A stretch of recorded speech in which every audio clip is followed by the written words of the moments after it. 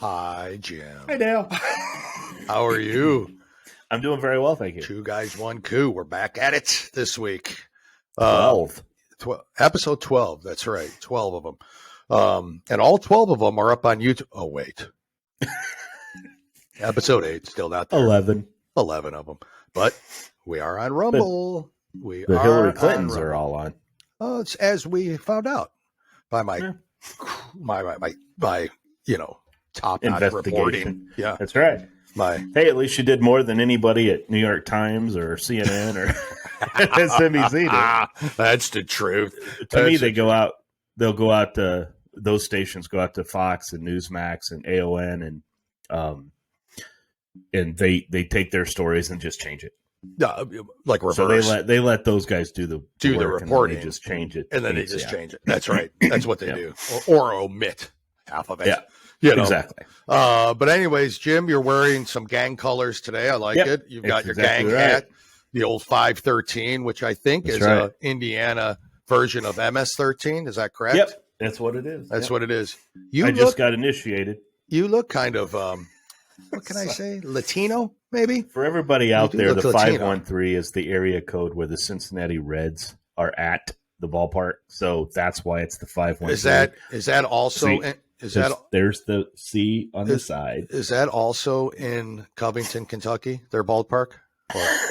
No, it is actually in Cincinnati, Ohio. It is. Oh, wow.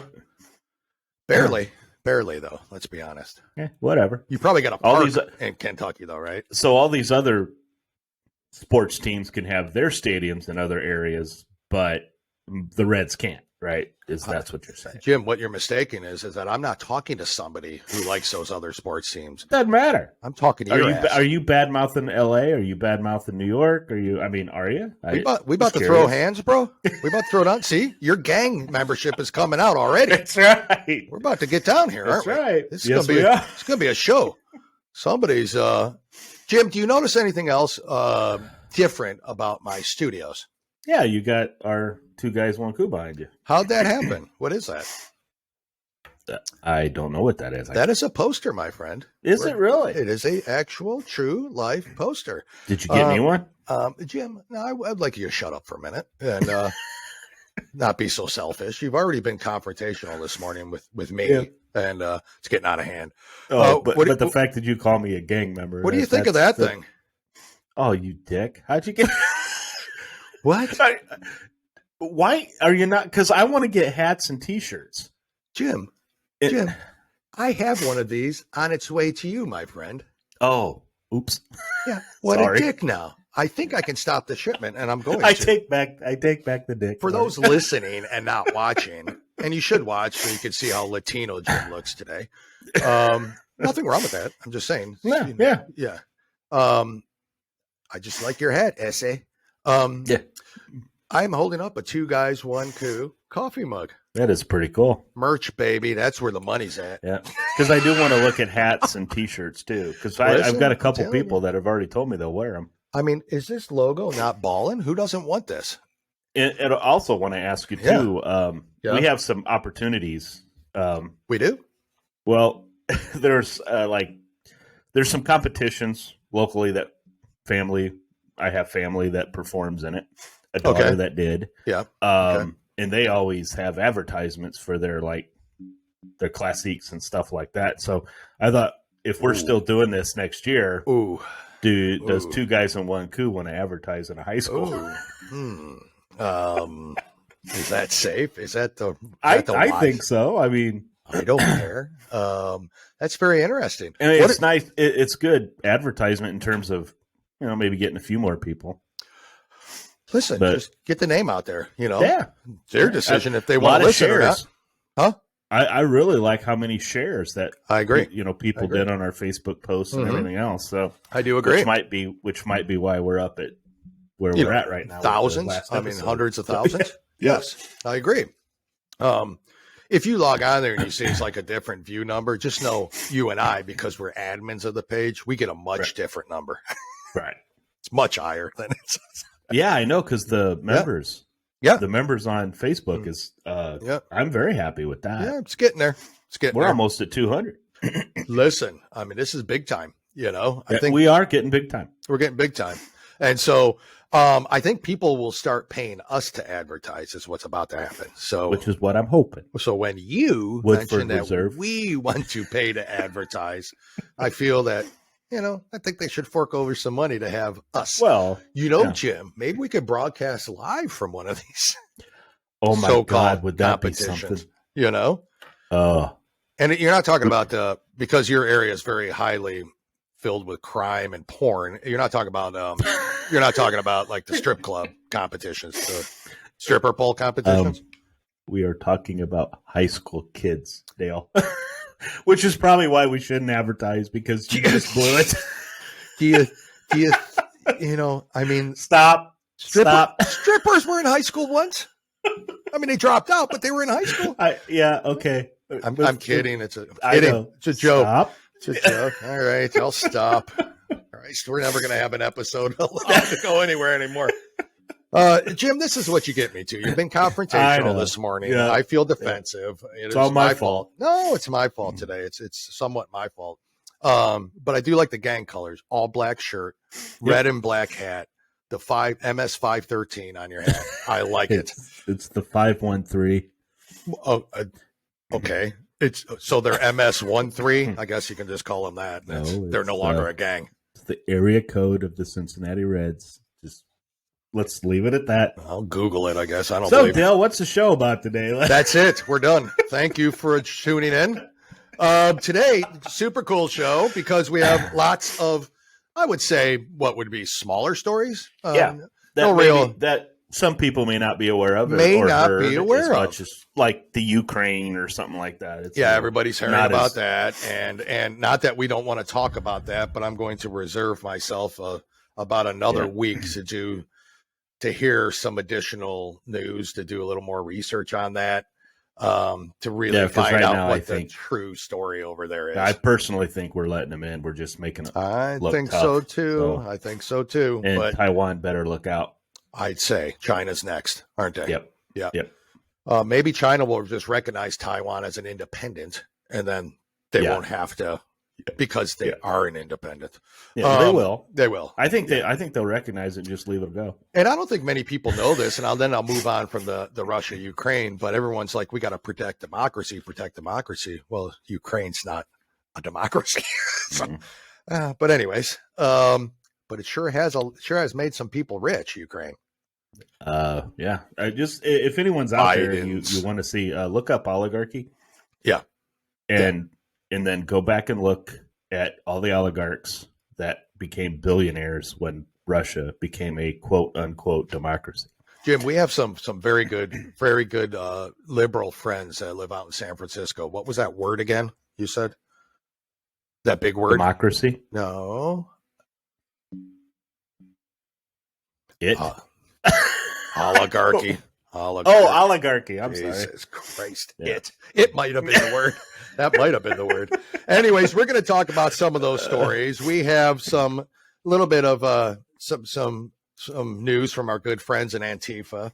We have some BLM news again. We have a little bit of information on Trump's new social platform. Yeah, I saw that. We're in line. We're online. We are officially. Will be at our name will be at 2 Guys 1 Coup on Trump Social or Truth Social. Trump's and he'll be a guest here in the next month or so. I think so. And because we are 207,000 in line, that's how popular it was. So I mean, basically crashed the servers. It was the number one downloaded app on Apple iStore. I always love this. Everything that crashes when people come out with it. Yeah. It's like you knew this was going to be big. Did you not know? I know? Yeah, I mean, you knew it was going to be big. And I mean, his rallies, for crying out loud, 50,000 people are at his rallies. Yeah, exactly. Exactly. It should have. I blame Devin Nunes, who is in charge of this. I blame Democrats. What? Well, if they can blame, like there's some Democrats blaming Trump for the Ukraine-Russia. I know. With no evidence whatsoever, by the way. Evidence? What is that? Who needs that? Apparently we do. Evidence. But they don't. Well, yeah. And even when we do have evidence. But when we do talk about some BLM and Antifa stuff, we just want to look at. We're going to go over some companies that maybe if you have another alternative to these companies, maybe you think of doing it because might think about this is wrong. So it's totally wrong. I just belched on air. I don't know if anybody heard that, but excuse me. Everybody was a lot of people that I were talking to loved your, you had to piss last week. Boy, I'm telling you, I don't know what was going to happen. I almost got up and just let you carry on. If we did 2 hours and 15 minutes, you would have just peed your pants. Man. Oh, it would have been terrible. You would have loved it. It would have been good. I'm going to talk a little bit about also, you might not know, but there's a woman running for governor of Arizona, Carrie Lake. Just a little bit of background about her story and what's going on there. And I'm also going to review, as we are continuing our little series on potential 2024 presidential candidates. Today, I'm going to talk a little bit about the governor of Texas, Greg Abbott. So I'll give you a little bit of background on him. Every week, we're going to do a conservative that we like, that we look up to. And it's not always necessarily going to be running for president, obviously, or potentially running, but just people in that could or are doing, good things for their states or their country or their communities. Or we got a top 5 today, Jim, which did not get as much love as I thought it was. I was kind of surprised. I'm a little mad at the viewers. I'm going to be honest with you. Do you hate us? Because our top 5 was the top 5 most hated bands. Now, I thought for sure that there would be a lot of feedback on that. My rather rotund brother-in-law, Billy, he sent in some things. So, I don't know. Was that wrong? I'm a little rotund. So. Well, you are. I think you two could be brothers almost. By the looks of it. So he doesn't look Latino like you, though. So does he put up with the shit from you that I do every week? Why are you swearing so much today, Jim? You in a bad mood? Huh? No, I'm sorry. And I'm the one that we can't advertise at a high school for. Okay. Sure. I didn't talk about. Never mind. We'll move on. About strippers? Strip clubs and porn. I bet you. Listen. Before we go any further, I bet you could walk into a high school classroom now and pick out everyone who's going to be an engineer, a doctor, and a stripper. I'm just saying. You know what they are. Oh my God. No. Anyways, all right. So that's what we're gonna talk about today. Jim, how do you want to get started here? You want me to get started with a little? Yeah. Why don't you get started on one of your stories? And a little Yeah, we've literally wasted the first 15 minutes of the show, but it's cool. Yes, we did, as usual. Anyways, I'll want those 15 minutes back later when I gotta pee. Yeah. Yeah, you will. So, anyways, a little bit of Antifa news, and this is sort of interesting, but one woman was killed and 5 others were injured in a mass shooting involving the Portland, Oregon Antifa people. Now, they're probably, to me, some of the most, I don't want to say famous, that's a shitty word for this, but notorious Antifa group. Infamous. Infamous, that's a good one. But according to reports, armed Antifa terrorists gathered in Normandale Park. Jim, I think we've been there, by the way. Saturday night for an anti-police protest in response to the sentencing of Kim Potter. So some background information there. For those who may not know, I'm sure they've heard, but Kim Potter is a former Minneapolis, Minnesota police officer who was recently convicted of killing Dante Wright. He's a black man after mistaking her service firearm for a stun gun. This happened at a traffic stop. Yeah, last April area. It happened at a traffic stop there.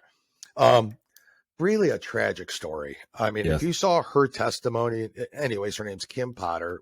Look it up. This was clearly an accident. It really was. She clearly, though, was also at fault. It was not. This is not. I would be, if I was Dante Wright's family, I would be super pissed, is all I'm saying on this one, right? I also have sympathy for her because I know that this was not intentional. Either way, Antifa, because of the sentencing, decided, Minneapolis police officer decided in Portland, Oregon, where this did not happen, to go ahead and start rioting, and ended up killing a woman and injuring 5 others. I don't know who this woman is. I've tried to look up her name. It might be available this morning. I'm not sure. I just haven't seen it. But I was trying to get a little bit more background on who she was.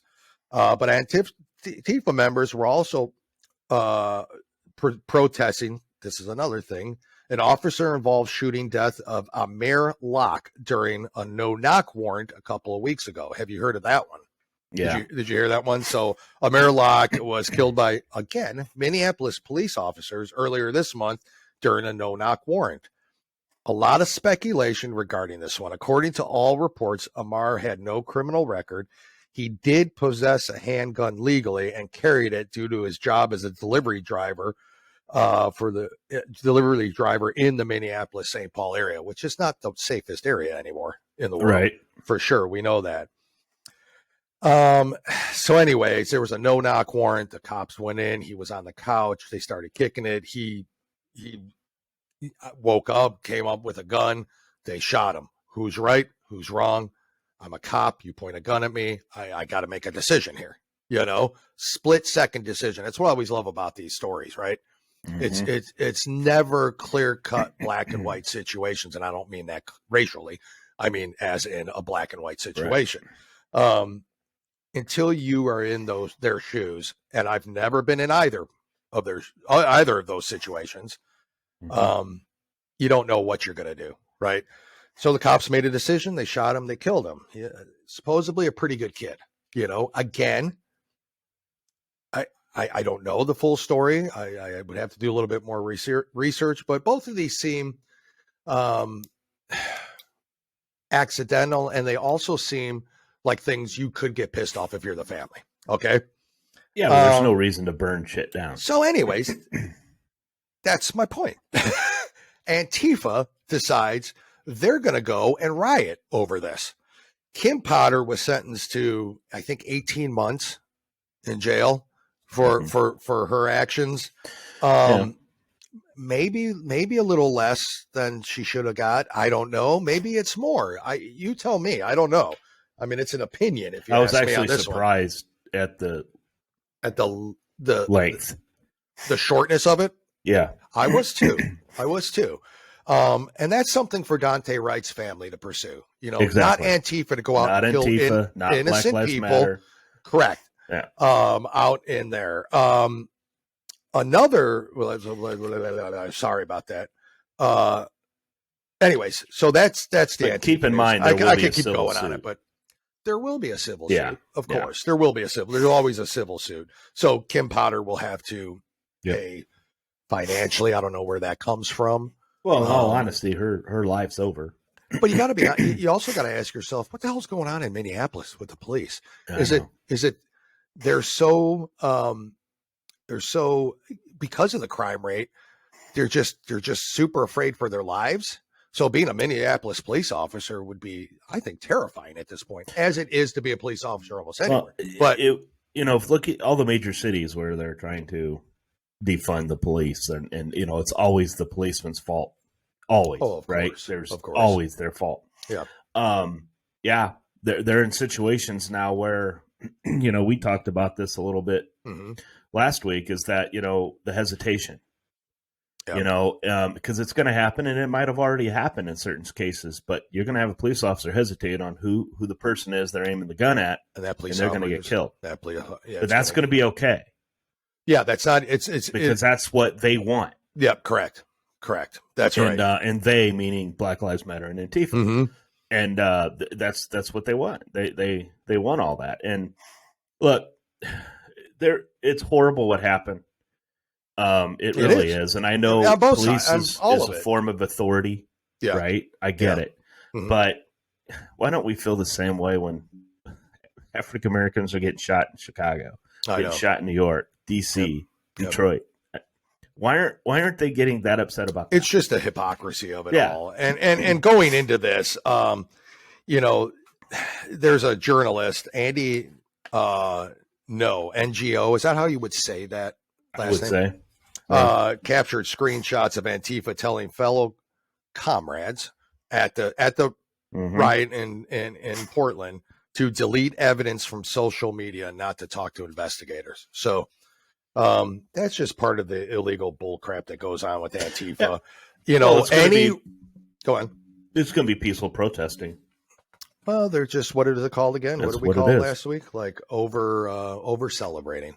Yep. They're over celebrators, shooting and killing innocent people. Yeah. 3,000 miles away from where the incidents are actually happening because of the leadership in Oregon and in Portland specifically. So that's why this is allowed to go on. It all stems from leadership and them allowing this kind of behavior, which is destroying what once was a great city, if you ask me, you know, and I mean great by just a lot to do. There's a lot of things you can do there. And you want to talk about a diverse city with all the different things to do, with all they accept everything, you know, they do. What do we always hear? Keep Portland weird. Right. Yeah. But this is wrong. There's ways Portland, to do this. Yeah. You can keep Portland weird, but you know, keep it safe. And they're not. Yeah. And what's wrong with just walking down with signs? Yeah. I'm sure. Just holding signs. That's a protest. That's we're upset at the way this was done. What the truckers are doing in Canada is a protest. What's going on up there is an entirely different story that we can get into. Police and Trudeau are the ones that are. Oh, it's a dictatorship. You've got what is funny is you got other nations now, nation leaders that are coming out against Trudeau and his regime is what they're calling it. Exactly. And the police, I don't think the police I think we might have some police that will react the way that the Canadian police are acting, but I really don't think our police would do that. I am shocked. I think that too. Yeah. But then I also think to myself, don't think for one freaking minute that couldn't be America at any time with this leadership that's in charge now. From what I hear, there's a convoy of trucks in America going to DC. From what I've also heard, they've called in 7,000 National Guard. Yep. Which is fair. I mean, fair. My point keep it peaceful. Well, they're keeping it peaceful up in Canada. What happens here with this regime we're in? Yeah. I mean, and they're trampling elderly. They're pulling guys out of their trucks. They're euthanizing their pets. They're doing they're seizing bank accounts. They're starving people because they were peacefully protesting, not like this Antifa shit that they do, you know? So, boy, we got off on that. Yeah. We weren't even going to really discuss that, but I know, but it has to be talked about. I think. Jim, do you want to go into some of the BLM stuff? Because I kind of lead in because you and I kind of both had the same thing. We did story leading into it, but and I'm just going to read the headline. Okay. All right. After 25 deaths, $1 to $2 billion in damages, over 2,000 policemen and policewomen injured. U.S. companies have contributed or promised nearly $1 billion to Black Lives Matter and or social justice groups. Now, if you listen to the show that we did a few episodes back where I talked about Black Lives Matter, how there's chapters within Black Lives Matter leaving the main group, Black Lives Matter. Mm-hmm. Keep in mind, we are not talking about the people that go out and believe they're doing a good thing. Correct. For a bad corporation, a bad group of people. Okay. The people that are protesting don't know what's going on above. So we have chapters within Black Lives Matter that was leaving Black Lives Matter because they're figuring out where's the money going. Yeah. This is a group that hadn't paid taxes. We talked about it. It's on some of the episodes that we had. Now, in the summer of 2020 alone, guys, remember when we're supposed to be barricading ourselves in, not being out. But wasn't that the summer of love? They classified it as. Massive destruction, police injuries, and deaths occurred across the country. These events were predominantly Black Lives Matter events. Mm-hmm. Okay. So, and these are statistics that are out there, guys. We're not making this up. We're not going into this. But what it is you've got all these protests that happened mostly during 2020. Okay, it started in 2020 and kind of worked its way up. I'm not going to go into all the other details because it's basically during the looting and the rioting and all that. What I want to talk about, and there have been companies that were located. Okay, they've located documents maintained by Black Lives Matter that shows nearly $400 million in donations were given or promised to BLM or related social justice entities during and after the riots of 2020. The top 10 companies in the list of donors promised $378 million total. Yep. Okay, Adidas is one. $120 million. Crazy. Adidas has given. Crazy. YouTube, $101 million. Jim, don't. Yeah, allegedly. Yeah. But they could go on and they won't have any of their podcasts taken off. Yeah, but, you got that right. Apple, $100 million. Yep. Alphabet, which I should have done some research on that. I'm not sure. I'm not sure who that is either. That is $10 million. Verizon, $10 million. Facebook, $10 million. Cisco, $5 million. Niantic, $5 million. Yep. And of course, let's not forget the $250 million promised by the NFL and $300 million promised by the NBA. Correct. Now, people out there are going to say, what's wrong with that? They can donate to these organizations and everything else. Of course they can. Okay. Yes, you can. Of course. Look at what this organization's about. This organization, the organization itself, is not about preserving Black lives. That's not what it's about. It's making money. Yep. It's making money, in my opinion, for the Democrats. That's right. Okay. It is a fundraising arm of the Democrats. So the Democrats have just made $380 million just with these companies. Correct. Okay? Yep. So, and now they're talking about injustice or, defunding police. And all of these areas here have police, right? Especially the NFL, they have policemen come and their security for their stadiums. So, folks, this money that's being donated, in my opinion, Black Lives Matter organization. Please understand, organization, not the people of Black Lives Matter, the ones the everyday people that are out for a cause, peacefully protesting their way. This is not what this is about. This is about changing by paying reparations for what these individuals feel have wronged them. Yep. Okay. Now, the money's not going to the families of the victims. It is not. The money's not going to build community centers. Nope. In these cities. We don't really know where the money's going. Correct. We don't. Some money gets trickled down into the chapters of the Black Lives Matter, but not nearly what they're bringing in. And oh, by the way, they haven't had to pay taxes. So this is wrong in terms of what they're doing because they're hiding behind when you put social justice programs. Okay, and is this really social justice? I consider social justice what our wonderful favorite pastor Corey Brooks is doing on his vigil. Correct. Okay, and other conservative Black leaders like Shelby, which you're going to talk about here, and Tim Scott. We're going to talk about a little bit. But look, when we sit here and say that, pay attention to what these organizations are given, it's for what these organizations really stand for, not the people who are out there protesting peacefully. That's not what we're talking about. We're talking about the heads. Remember, there's been people from the Black Lives Matter that have stepped down because they have now all of a sudden $1 million home that they have in Southern California. And and that's not just it. There's others out there. Okay, so just this is what we're talking about. Adidas, $120 million given to Black Lives Matter, and Black Lives Matter does not have to until recently. They've not had to say where that money's going. Do you know what it surprised me, Jim, on this list a little bit was that I was really shocked to not see Nike on that list. I was actually very shocked. A couple others too. I expected the YouTubes. I expected the Facebooks. I expected. I'm surprised Amazon wasn't on there as well. Amazon is on there. Oh, is it? Yeah, you read it. It's on there. 10 million. Oh, how embarrassing! That's embarrassing. Yeah, Amazon's on there. Also, Disney was on there at 5 million. Disney, too. Disney. But that just, I'm not.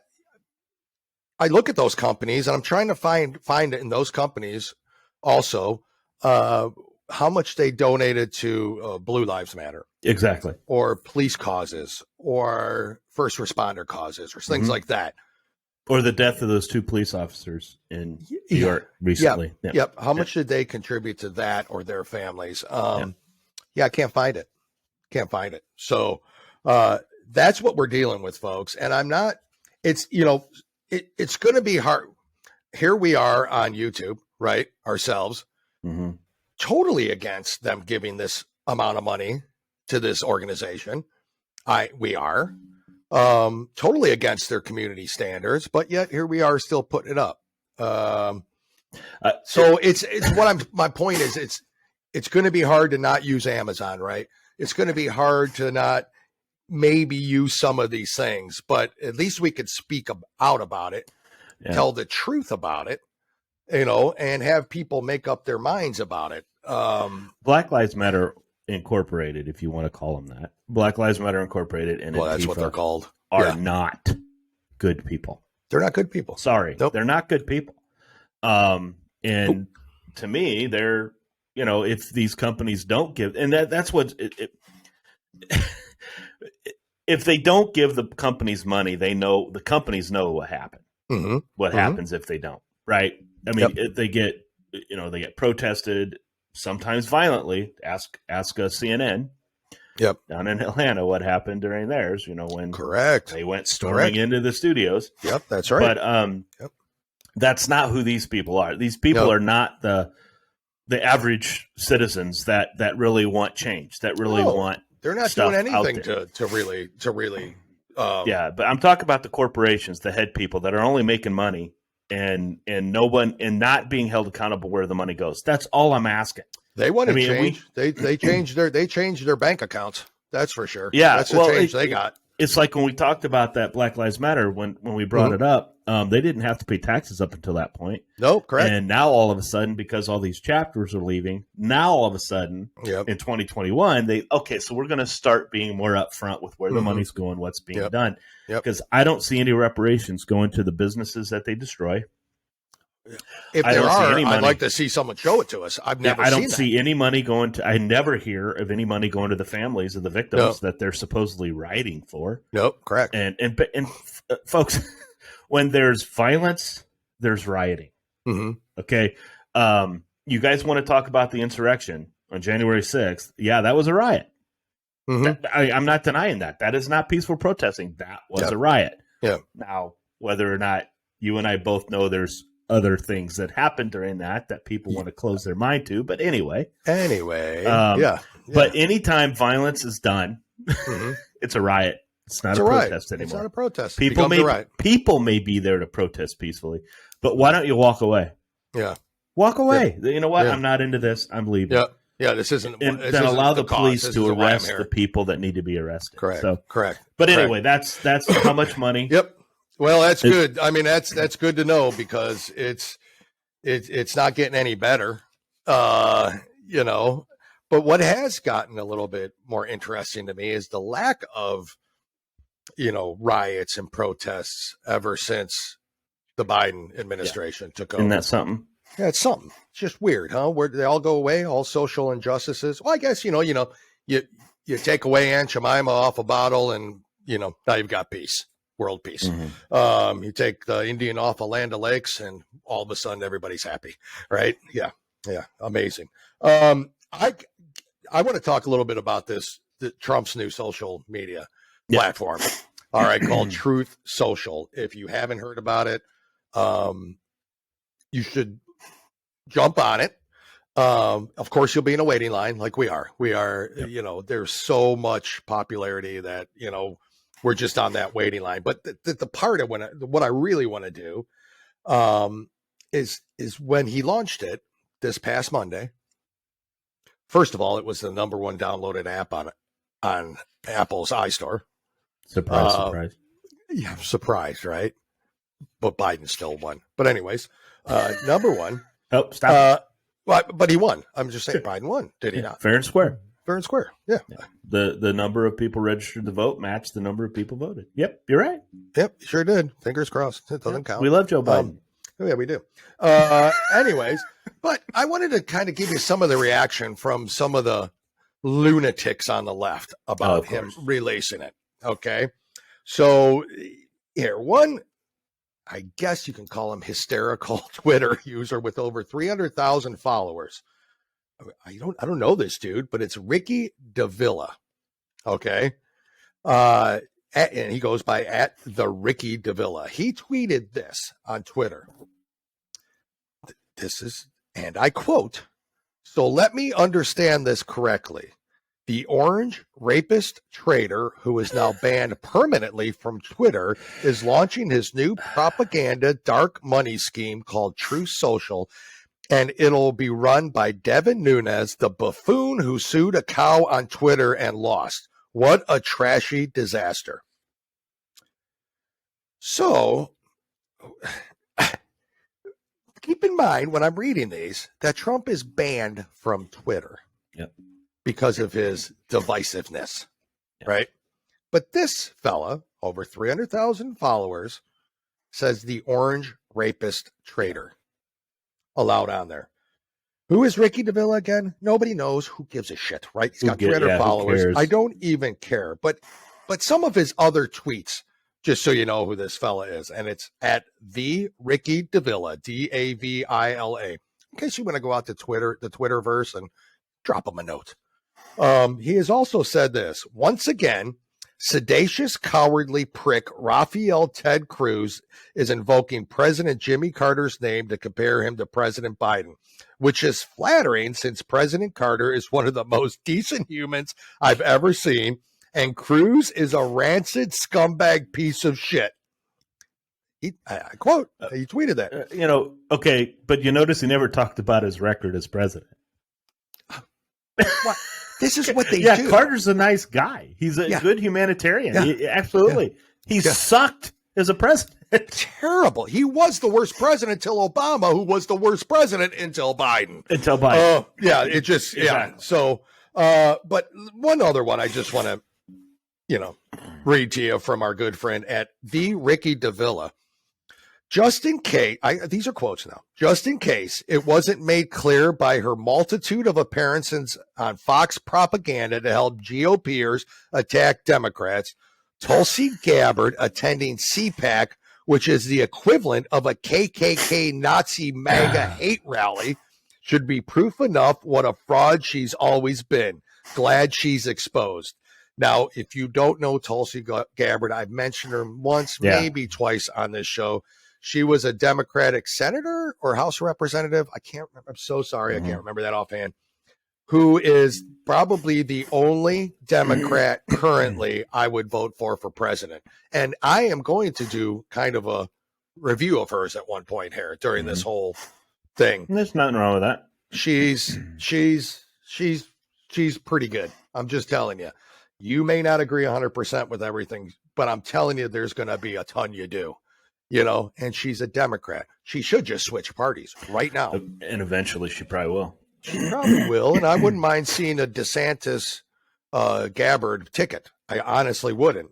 But anyways, another genius of Twitter, Walter Masterson, who goes by the name @Walter Masterson. Here's what he tweeted. I tested Trump's new Truth Social app and left it a 1-star review. I hope nobody else leaves it. Nobody else leaves it at a 1-star review and writes bugs in the review because Apple will remove it from the store. That is misinformation. Yep. That is lies. That is Twitter allowing this to happen all the while Trump was banned from Twitter. Last one, because this is just the last one on this. This is from Dr. Jennifer Cassidy, who goes by @Oxford Diplomat, tweeted this, a bit of Twitter gold, I guess you could say.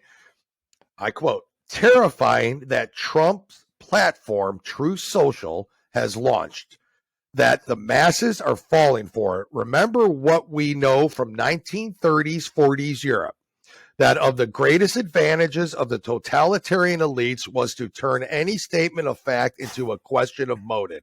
Now it's America. What does that basically mean? It's a bunch of doctor bullshit talk. Basically, that he's spreading propaganda, that this will allow him to spread his propaganda. Right. It'll let him spread his hate. It'll let him. People, it's the exact opposite. It's a non-censored platform. Go back and look at fascism, because that's basically what they're calling them. That's basically what when you talk about 30s and 40s Eastern Europe, I mean, that's fascism. Who is that? Who is that? Right? That's Hitler. That's Hitler. I argue with people all the time about this. Hitler would be a Democrat today, and then he was a liberal then, he's a liberal now. That is the liberal premise, not conservatism. Correct. Correct. That's not what it is. That's not what it is at all. So it's crazy. But I just kind of wanted to give you some of those tweets. I mean, it just came out Monday, and the left's heads are blowing up. Their brains can't handle it. Once again, Trump lives in their head rent-free, like they do all the time, every day. And he loves every minute of it. Oh, my God. I love every minute of it. Yep. Keep it going. Which is why I think, for my own opinion, not that I wouldn't want to see Trump reelected. I would absolutely love that. I just think he's better off doing this doing what he's doing. And going to rallies and supporting candidates and endorsing candidates. I think he needs to do that. Because one thing that we're going to do is we start getting closer to, I mean, we're doing this stuff as we're talking about these candidates or other politicians in other states that we need to pay attention to. One of the things I want to do as we get closer to the election is talk about these Trump-supported candidates in areas and the people that think they can win without his support. Agreed. They can't. I don't think it depends where they're at. Okay. And it depends where they're located. I don't want to say they can't, but in a normal setting, you don't stand a chance. Correct. Trump is very popular with us. Yep. We are not mean. We are not white supremacists. We are not, some of our jokes and stuff people may deem as mean, but it's a joke. Yeah. We can still do that today, I think. I don't know. No, you're not allowed, Jim. You're not allowed. But it's racist, sir. But it's just incredible how we're pinned just because we feel a certain way. Yeah, that's right. Because people have heard us talk, and one of these stories that we get into when you're done with this is our favorite pastor Corey Brooks. There's another story about him. I'm done. I'm done with that. You go right into it. Yeah, go right into it. What we are trying to do is all this time, and everybody knows, and we all do this as a whole. All right. We just particularly have this platform that we started doing. Not that we have thousands and millions of viewers, but we have enough that what we're just trying to do is African Americans, there are people out there that you really should follow. All right. They are actually the ones that you really need to look up to. They accept that there was racism. Yeah. They accept it. They know what happened. Okay. Yeah. And it was a terrible part in our history. But they want to move on from it now that we all have these rights now. Yep. Corey Brooks is a pastor that we did a story on, both Dale and I did. Well, he had a guest called Shelby Steele. I'll be honest with you, I had never heard of Shelby Steele. I hadn't either. Until I read this. And basically, here's what it says about Shelby Steele. For a long time, black conservative intellectuals like Thomas Sowell and Shelby Steele have argued against the destructive forces of post-60s liberalism in favor of true black power that comes with individual development. Though they can never know at the time of their writings, their hope is that one day men and women of action will heed their words and effect the true and lasting change that is needed to better society for all. Okay. It comes from within. All right. Yeah. They say, and this article goes in to where by the way, he wrote a book called What Killed Michael Brown. Mm-hmm. Oh. I read some excerpts of it. I strongly recommend reading it. Michael Brown was the Ferguson? It's actually a documentary. It was a 2020 documentary that featured the pastor, Corey Brooks. It's what killed Michael Brown. And Michael Brown, I'm asking, was Ferguson? Yes, was Michael Brown the Ferguson? Yep. That was where all this began. That's right. Right? Under the basically Obama regime and older assholes that they are. Easy. I can say that, right? I can say that. Right? Yeah, you can say whatever you want. I don't care. So, okay. What they are saying, government can't fix African Americans' problem. But most African Americans want it to. Mm-hmm. Government can't fix it. You've got to do it within yourself. You have to identify how you can succeed in this country and do it. Mm-hmm. And don't do it with the government. You do it on your own. That's who these guys are. Yeah. I mean, that's what they're talking. They constantly talk about. Here, I suppose it happened because what Corey Brooks asked him is when did he,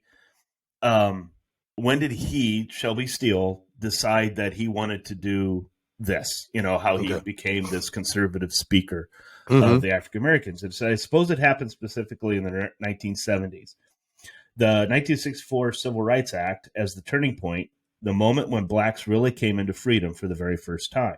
Mm-hmm. Steele said, when the president of the United States signed the bill saying, in effect, yes, we've abused these people essentially, and that was wrong. I know no other nation that has been morally brave enough to do something like that. America did. Mm-hmm. Okay, so he's taken it, and then he went on to say, we as blacks thought there was a lot of power in the fact that America has done this so wrong, he continued. And so rather than focus on taking ourselves forward at that moment, we fell into a terrible trap of dependency on the very society we had just won freedom from. Mm-hmm. We argue that America needed to take responsibility for moving us ahead, and we put our energies into black power and to black this and black identity and liberal politics. Mm-hmm. So, guys, look these people up. Yeah. I mean, just look them up. They, again, I'm not going to, there's a bunch of other quotes in here, but what Corey Brooks is doing, he's doing this rooftop vigil to just rehash what he is and what he's doing, because he wants to fix the problems in Chicago.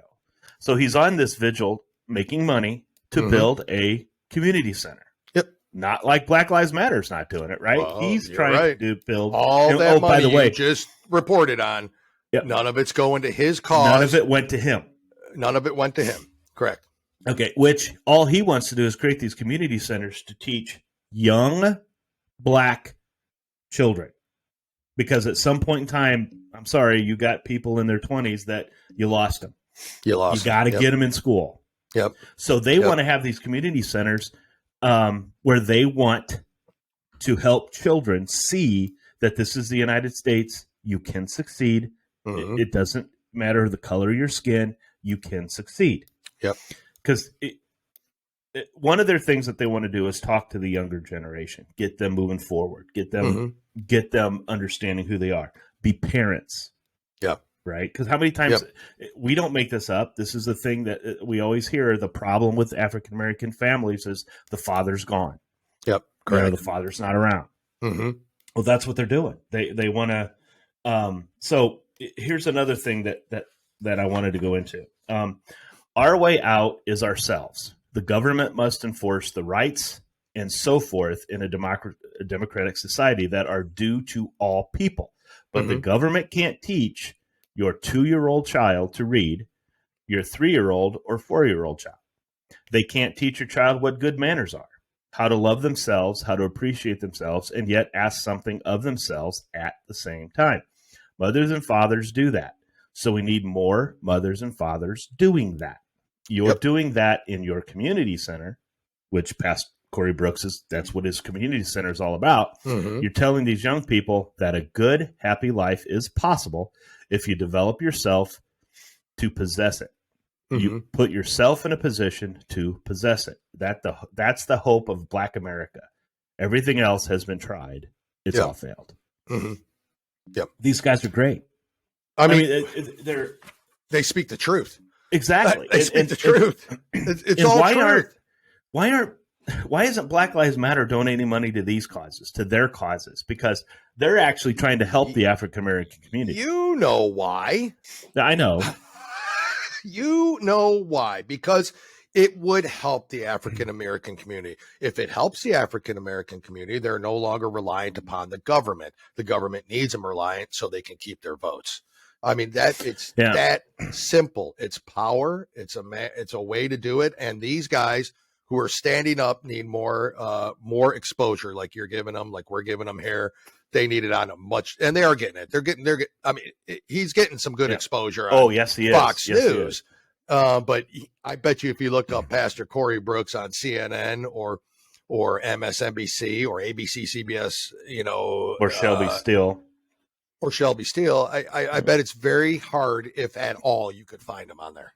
You know, so that's the whole game plan. Look, it's like I talk to people around me. I have relatives. You do?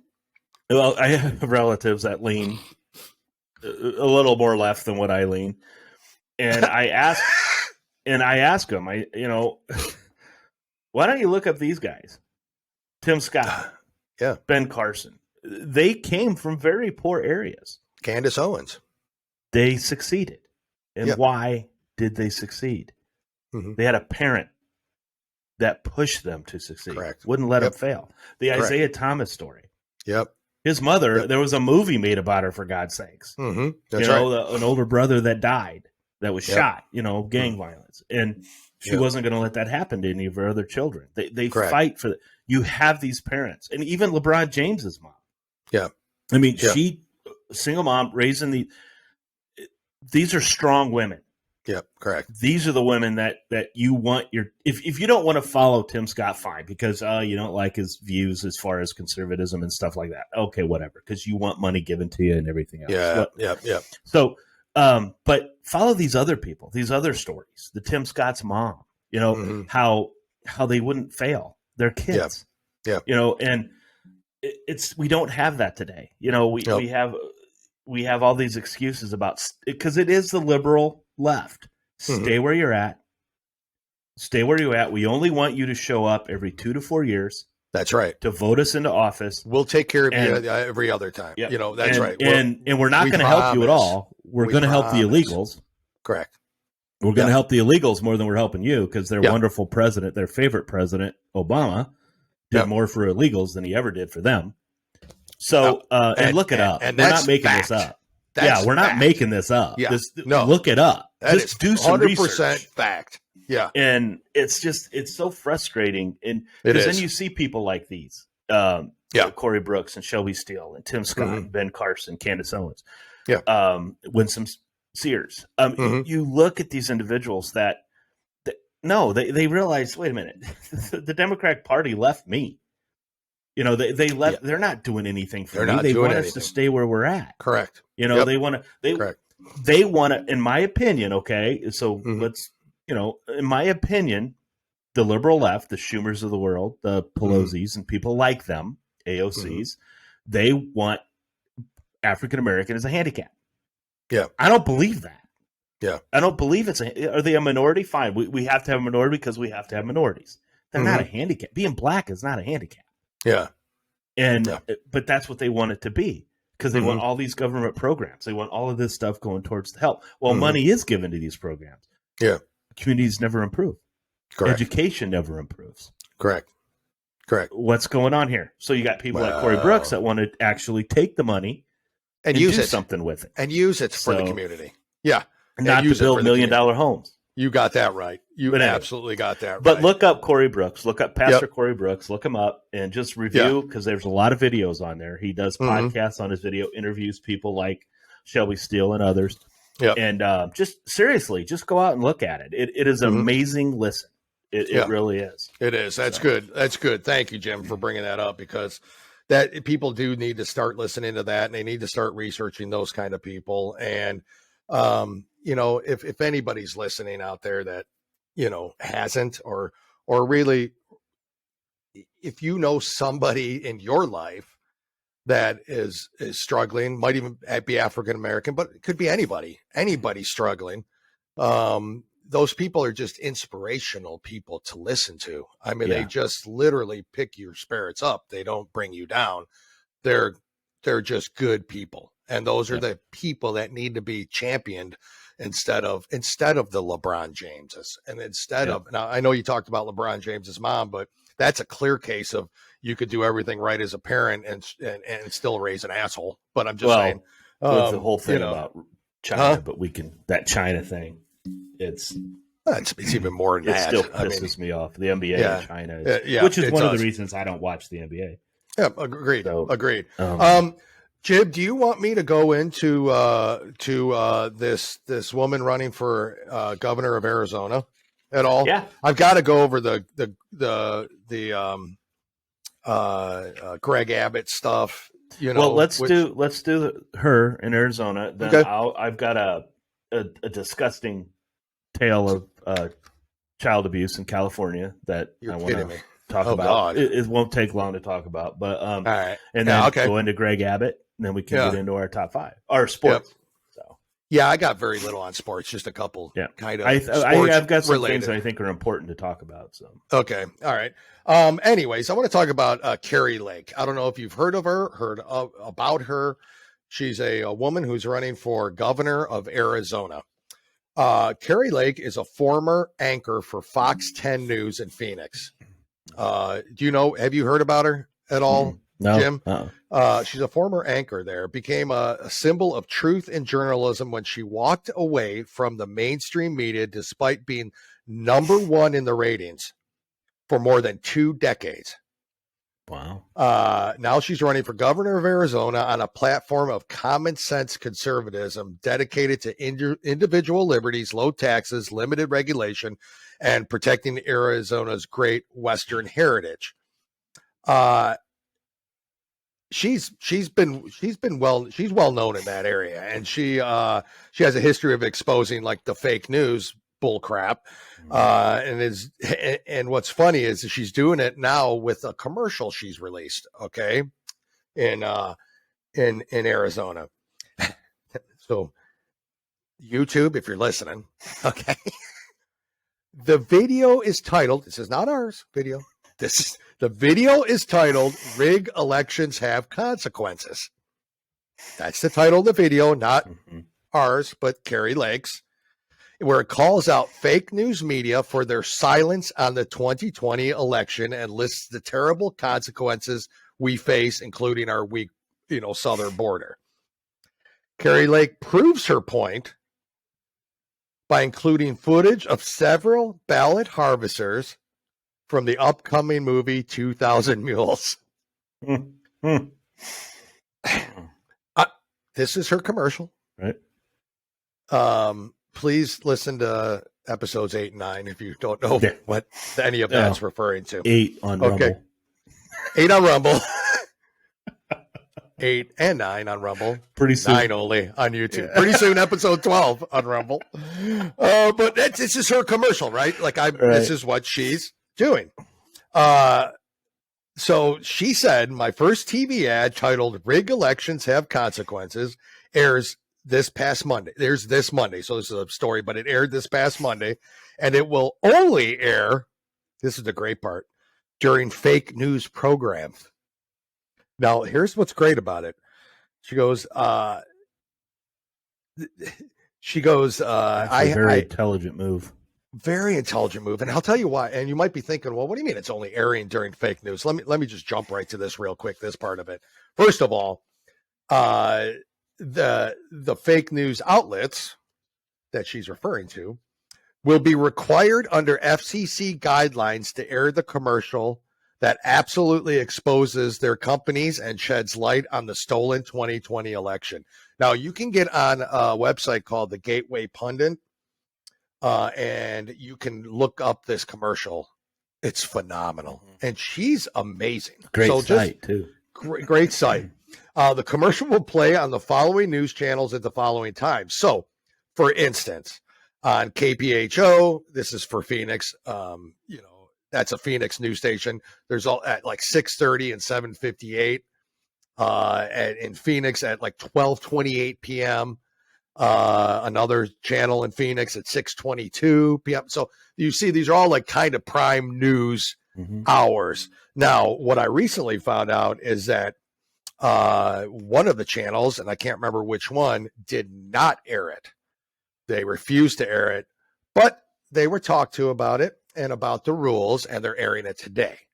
So, because the FCC says you got to air it, regardless of the content. I didn't know that. I wasn't aware of that. I looked this up, and that is true. So she literally, when you watch this video, she literally, her first thing is, she basically starts off by saying, if you're watching this, you're seeing this during a fake news program. Oh, it's brilliant. It's actually a brilliant move. So she's running for governor. I just kind of wanted to kind of express that. She's from the news media. She was sick of the lies and the bull crap. President Trump has endorsed her for governor. So that gives her right away a pretty damn good chance of winning that thing, because he's got a good track record. Look at the rallies he gets going. Look at the rallies. Exactly. So it's funny. I just thought it was very interesting. If you do review her, she's a pretty woman. She's been number one in that market for 2 decades. She has left the fake news media to run for governor. And I'm telling you, if you're in Arizona or you're with people listening, look her up and seriously vote for this woman in the upcoming November election. Maybe we should vote for her too. I think we're allowed. We'll do some mail-in vote. We'll do mail-in voting. We'll do mail-in. Maybe I'll just take, I don't know. Maybe I'll backpack with a whole bunch of written. Maybe. And then I'll just, maybe, I mean, I think you're allowed, right? Yeah, but we would be in prison for the rest of our lives. You're damn right we would. Just like the January 6ers who were let into the Capitol building. Yeah. But anyways, look it up. I just thought it was funny, the title of her. Yes. Based on what we have recently reported on, and the movie she references in there. Yeah. Now remember, she's in Arizona where a lot of this crap was going on. Yep. Right. So, and she was behind the scenes in the news media when all of this crap was going on. So I'm telling you, people, shit's happening. People are getting exposed. Things are starting to fall in line. We're going to have to suffer with what we got as far as a bumbling idiot for a few more years, and hopefully we survive that. Yeah. But I'm thinking things are going to straighten out. So I'm encouraged by seeing things like this. News media people saying, wait a second, I've seen it. It's bull crap. They're hiding stories or whatever they're doing, whatever her reasoning for it is, which we now know. And she switched sides and she's running for governor. You and I talked about her up. But all these journalists, when are we going to get journalists with balls? My problem, the problem is she has to do something like this. She can't do it on air because she'll be fired. Right, exactly. And so it's the leadership at those channels. Yep. It's the leadership at local demanding it from the corporate folks in New York. Until that happens, which is I don't see it in my lifetime anymore. I see them failing before I see them ever coming out with the truth. Just like CNN's ratings are dropped to damn near nothing. Just like that's what's keeps getting worse. They're just it's a fucking dumpster fire over there. And so that's what's got to happen here. So God bless her and good look her up. Watch the commercial too. The ad that's running. We're big in Arizona, so people hear this, and we are very big in Arizona. We've got quite the following in Arizona. Go Wildcats!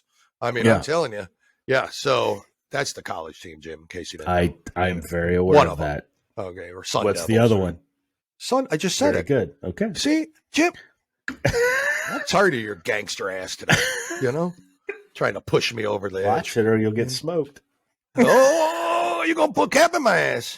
Oh, I say you better. I better be careful because if something does happen to you, I was here. I swear, Jim. I think they'd look at you first, anyways. Regardless. So, but and if something happened to me, there's a lot of suspects. So there's some in your own family. Yeah, I was gonna say. Anyways, follow that's the the story money. I have on her. Follow them. You're wearing black too, a black shirt. It's very slimming. You look very good, though. I want to tell you, honestly. Yeah, you do. You look good. So, thanks for noticing. I lost a pound since last episode. Yeah, I did. I dropped a pound on my extensive diet I'm doing.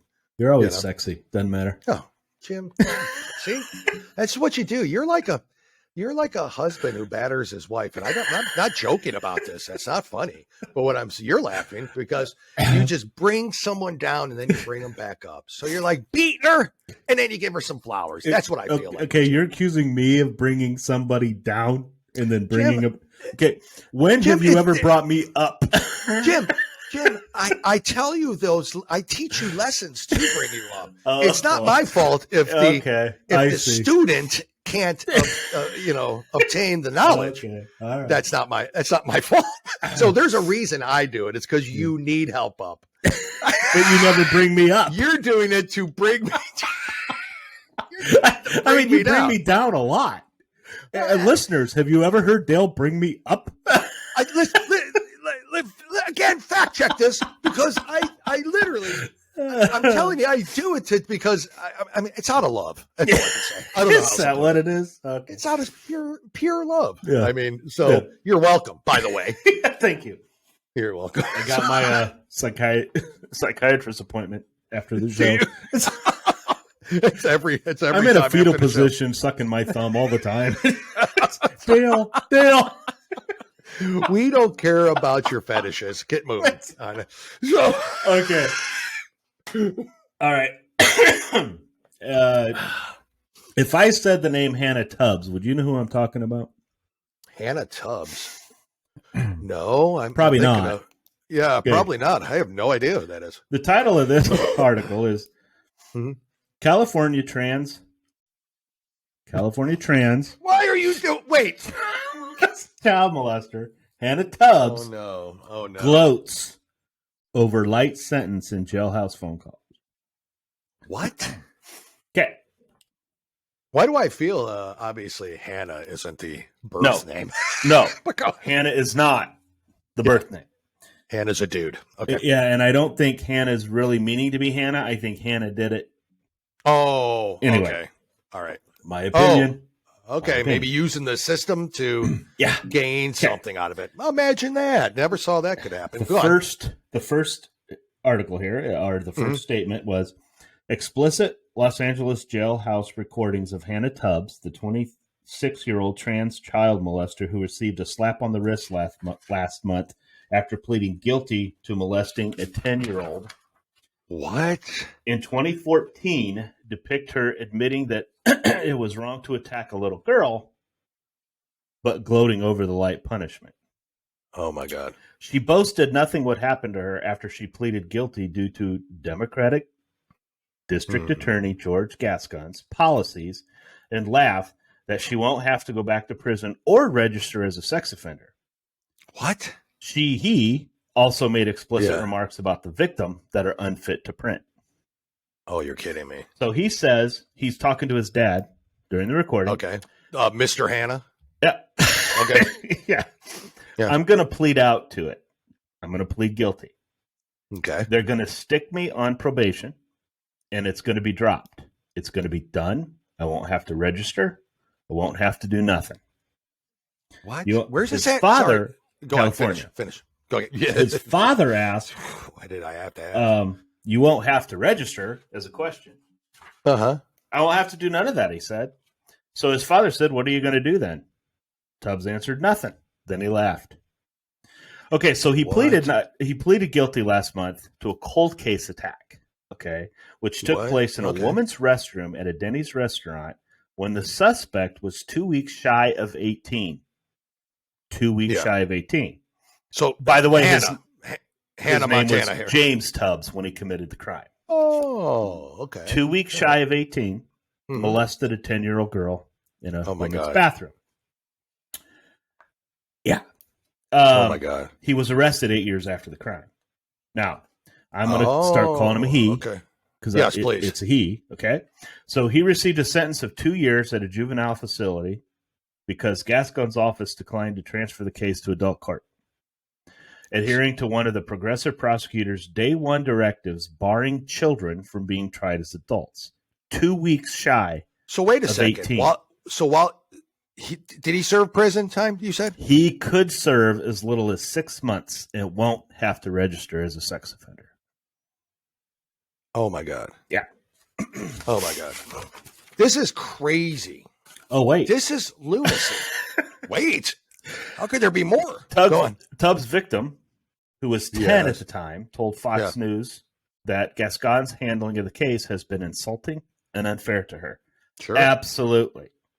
The things that he did to me made me do the things he did to me and made me do that day was beyond horrible for a 10-year-old girl to have to go through, my God. She said. I want him tried as an adult for the crimes he committed against me. Yeah. She said the light sentence was offensive and hurtful and offered her no true justice. Oh my God, this better get overturned. Like they better. So what? So now they're going to put me with other. Okay, so in another call, he was talking to. He decided to change his name. Okay.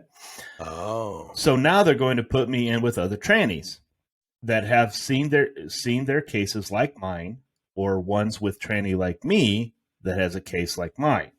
So when you come to court, make sure you address me as her. Oh my God. The father does, right? Yes. Yeah. Then she says that if she goes to prison, she's getting a sex change surgery to go into the women's facility. And then the other person she was talking to said there's some bitches in there too. Oh my God. So now Gascon said, like every responsible office, it's not. Yeah. We learned as we go. Take feedback from the community and necessary adjustments based on our experience and complex nature of the work, he said, adding that a small number of cases necessitate flexibility denied to his prosecution under the edicts. Specifically, we learned a lot from the Jason Tubbs case about the need for a policy safety valve. Oh my God. What did they learn? Because what are they doing? Absolutely nothing. Because here's the DNA is really what caught the victim in the Denny's. It was in a Denny's, by the way. Yeah. Okay, so Ms. Tubbs, Mr. Tubbs had several charges in other counties after the juvenile offense was Mr. Tubbs, they call her Ms. here, but I'm not doing that. Yeah, okay. Mr. Tubbs had several charges in other counties after the juvenile offense, but never received any services, which both her past behavior and that subsequent to her arrest demonstrate she clearly needs. So after the sentence, they're getting her help. What? Yeah. After the sentencing in our cases, I became aware of the extremely troubling statements she made about her case, the resolution of it, and the young girl that she harmed. Remember what I said? After her sentencing. Mm-hmm. Do you know when recordings are done, there's always a date statement? Yeah, correct. The recordings, however, were made in November.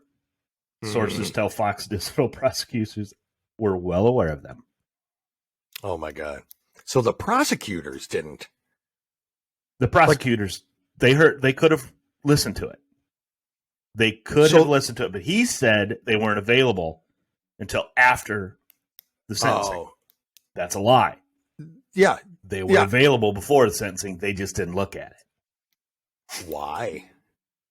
Why would the prosecution not look at it? Because it's a trans case. That's the only thing that makes sense to me in this whole thing. It's a trans case because this asshole said, I'm now going to identify. I'm changing my pronoun. I'm a her. Yeah, I believe I believe he is changing his pronoun not because he wants to get a lighter sentence and to go to, because he knows what happens to child molesters if they go to prison. They get killed. They get shivved. Yeah, so he wants to go to a woman's prison. I don't think this guy has any intentions on becoming a woman. I don't think it of course not in there. But I will. The reason I had to read it, this is something I didn't want to summarize because I didn't want to miss anything. I wanted everybody to hear what this asshole did. 2 weeks shy of 18. How many times in other cases did a 17-year-old commit a first-degree murder and they were held as an adult? Tried as an adult. Okay, I'm sorry. You're 2 weeks shy of 18. You moved up to adult court because you just did a horrible thing to this young girl. Correct. Probably messed her up for the rest of her life. And where's the parent? Where's her parents? They never talked to her parents about it. The parents were never interviewed in this article. But I will say this: you know what you and I would do as a parent of daughters. We would give him a sex change. We would give him a sex change for free. Yeah, we sure would. You know what I mean? It's kind of like Theon Greyjoy. For all you Game of Thrones fans out there. Yep. But then the prosecution then said that they are going to then now look at the cases more closely now. Oh, isn't that nice? Yeah. How nice of them. So, look, how many times do you always have to hear that? These these conversations are recorded. All of them. If you have a case out there, take the time to listen to it. Yeah. Before sentencing. Yeah. Is that person really sorry? Is that person truly sorry? There was parts of what he was saying about this victim that they couldn't put in writing. It was so explicit, so horrible, they couldn't put it in there. Now, my question though is that you could. So the prosecution chose not to listen to it, right? But there's a reason why they chose not to listen to it. Yeah. What is that reason? They did not say. Well, you know what? They never did say. You know what? I can make assumptions. Honestly, yes, I think assumptions. I think we're pretty close. We probably with are. Our assumptions is that it's transgender, so we got to be careful. Correct. Got to be careful on this one. When this person is not transgender, but using it because they're allowed, because that's what we've created. These are the consequences of those decisions of allowing everybody to use whatever damn pronoun they feel like using when it's convenient to use that pronoun. You know, that's why I talked about the story. Yeah. Because we as a parent always sit here and we talk about when is a freaking pervert going to say that, you know what, I identify as a woman, I'm going to go in the bathroom and share the bathroom with your child, your daughter. All the time now. Yes. And this is another case where I don't think this guy, again, I don't know the guy. I don't really care to know the guy. I honestly do not care. Maybe he'll eventually go to Penn's swimming team and win some, win some meets and number one female swimmer in all of NCAA. To me, he's doing it for a lighter sentence, which he got. He doesn't. The thing that bothers me is he doesn't have to be on a register. That too. That he's going to be able to have children. Oh, you can go wherever he wants. Yeah, but he will do it again. Yep. Because that's who he is. That's who these people. That's who predators are. Yep. You know, I would love. I honestly don't know out there, and I'm sure there are cases where one of these child predators has turned their life around and they are no longer. I don't know of one. I don't know how many. There might have been some successes. Yeah, but it's a sickness, guys. I mean, if you're willing to touch a child, what else won't you do? What else wouldn't you do? Yeah, to me, it's the sickest of sick. And then you have these groups out there believing one day it'll be legal. Yes, which is another story. That's another story because there's a lot of that out there that believe that is acceptable and should be legal. We'll have to dig down that rabbit hole, but I mean it's out there and it's scary. Mm-hmm. So, but this is what the elections create. Yep. From local to national. They create this, you get these people in there that are just, I don't care if you're non-binary. I don't care if you identify as a goat. I don't care what we need to accept. But it's another liberal district attorney.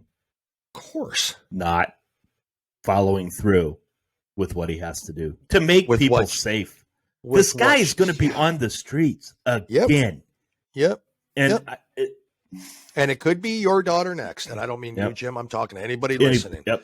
Put yourself in that father's shoes or something and imagine that happening to your child. And then this bullshit goes on because I want to identify as a female. And then sick of the whole thing. And in typical liberal fashion, those recordings weren't available to me at the time of sentencing. Why would you say that when you know there's dates? When you know they were. Like all these, when Jen Psaki will say that, we never said that. But you did on this date at this time. Here's what President Biden said. That's right. That's right. So there's recordings out there. That's why they're there. I'm sorry. That's right. Well, I'm not sorry, but anyway, I just wanted to bring that story up because it was it was disturbing. It's the fact that he was laughing on the phone to his father. Yep. When he was talking about this, and it's like, oh my God, I just. So I mean, anyway, I'm in his case, I am a advocate of late term abortions. Yeah. Kill this guy. Well, give him some needles and crack pipes. Oh, free ones. He's transy. Doesn't that meet that meets the requirements? Yeah, you can get free crack pipe while he's molesting your daughter. Yep. And let the father of the 10-year-old do it. Exactly. Yeah. He may forget to put stuff in the needle and put some air in a vein, but hey, I don't feel sorry for the son of a... Not at all. I don't either.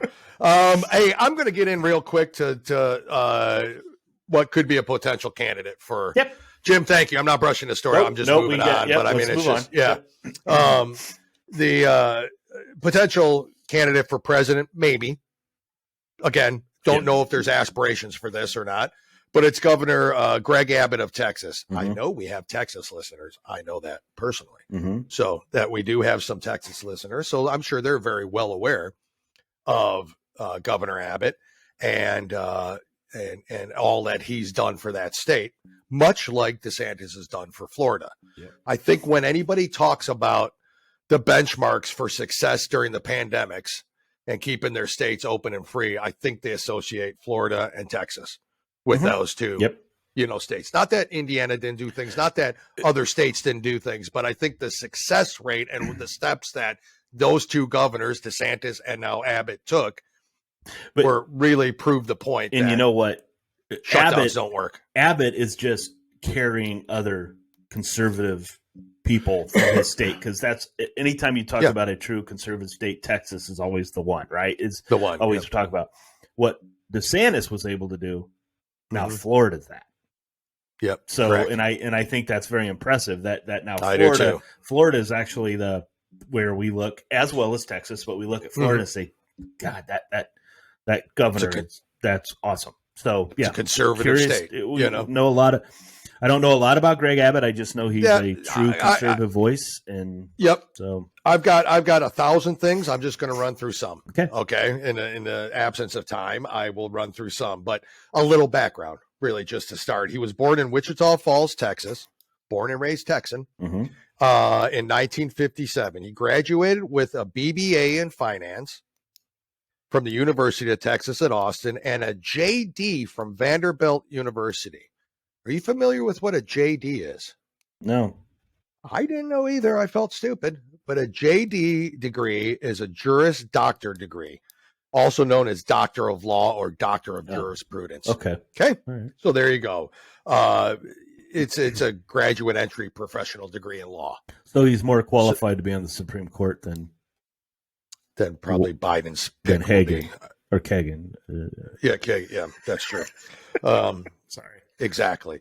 Abbott worked in the private sector as an attorney at Butler and Binion LLP from 1984 to 1992. He served as a district court judge in Houston from 93 to 95 and justice on their Supreme Court of Texas from 96 to 2001. He then held elected offices, first as Attorney General of Texas from 2002 to 2015, and then as governor beginning in 2015. For those who don't know, Greg Abbott is in a wheelchair. So I think you knew that. Yeah. But maybe some people don't. A lot of times when you see him speak, it's just like kind of podium up. It's kind of all that stuff. How did this happen to Greg Abbott? I wasn't aware of this. I didn't know the background of this. But on one summer day in 1984, Greg Abbott, he was a 26-year-old recent law school graduate at the time, decided to take a break from studying from the bar exam by going for a jog in a West Houston neighborhood, as he had done constantly. He was an avid runner.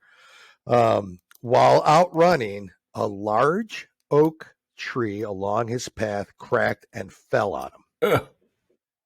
I mean, that's not funny. Why am I laughing? The odds. I just wondered the odds. Yeah. You're jogging. All of a sudden, an oak tree falls on you. Anyway, that's crazy, right? I thought maybe like car accident. I thought maybe, off a diving board, right. Anything, gunshot wound to the spine. I don't know.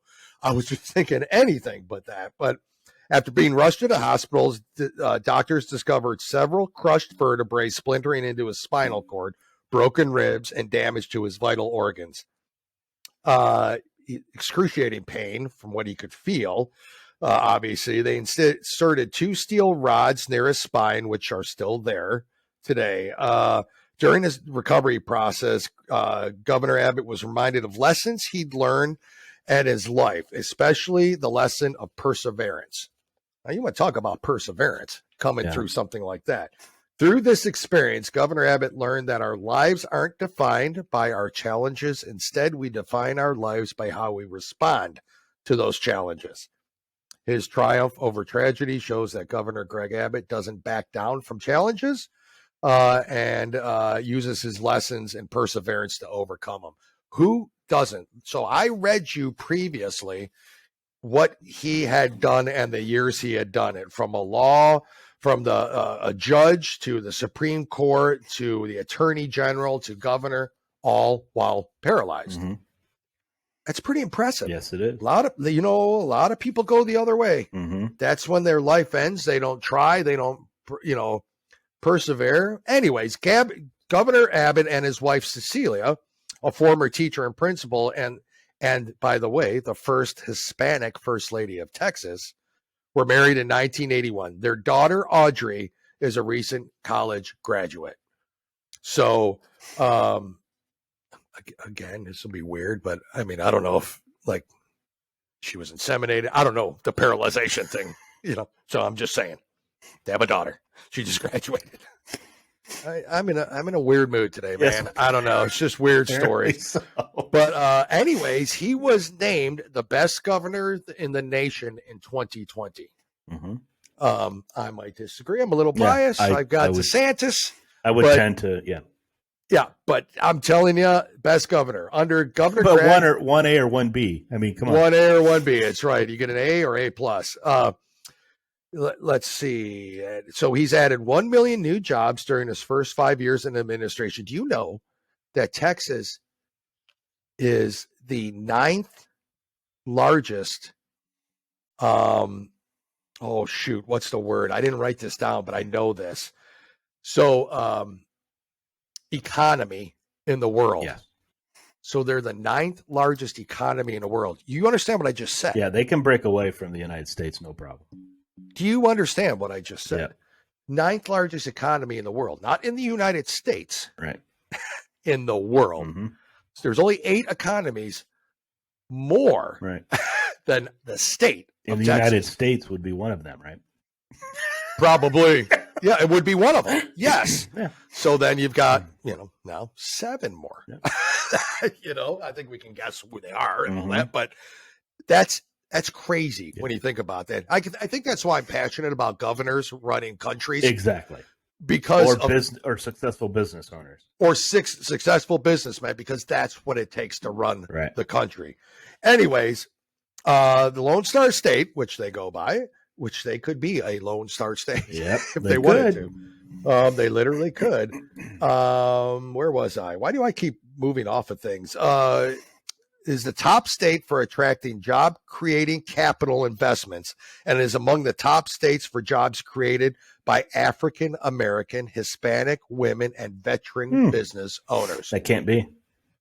And why is that, Jim? Because he's white. And he's conservative. Yeah. It's not possible. That's wrong. That's fake news. Fake news. Yeah. Fake news. Fake news. Greg Abbott's a racist. Yep. He's got to be. Yep. I mean, he's just got to be, right? Yep. And then I think married this Hispanic wife for show. Just for show. Anyways, he's taking action in the most robust border security plan of any state in U.S. history, which we know.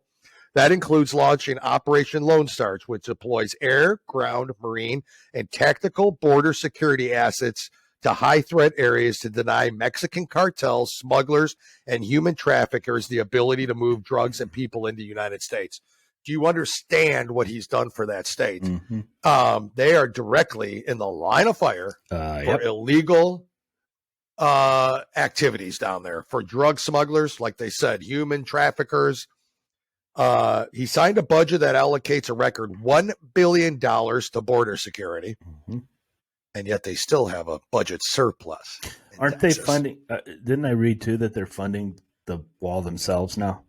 Additionally, Governor Abbott announced plans to build a border wall in Texas, allocating $250 million as an initial down payment.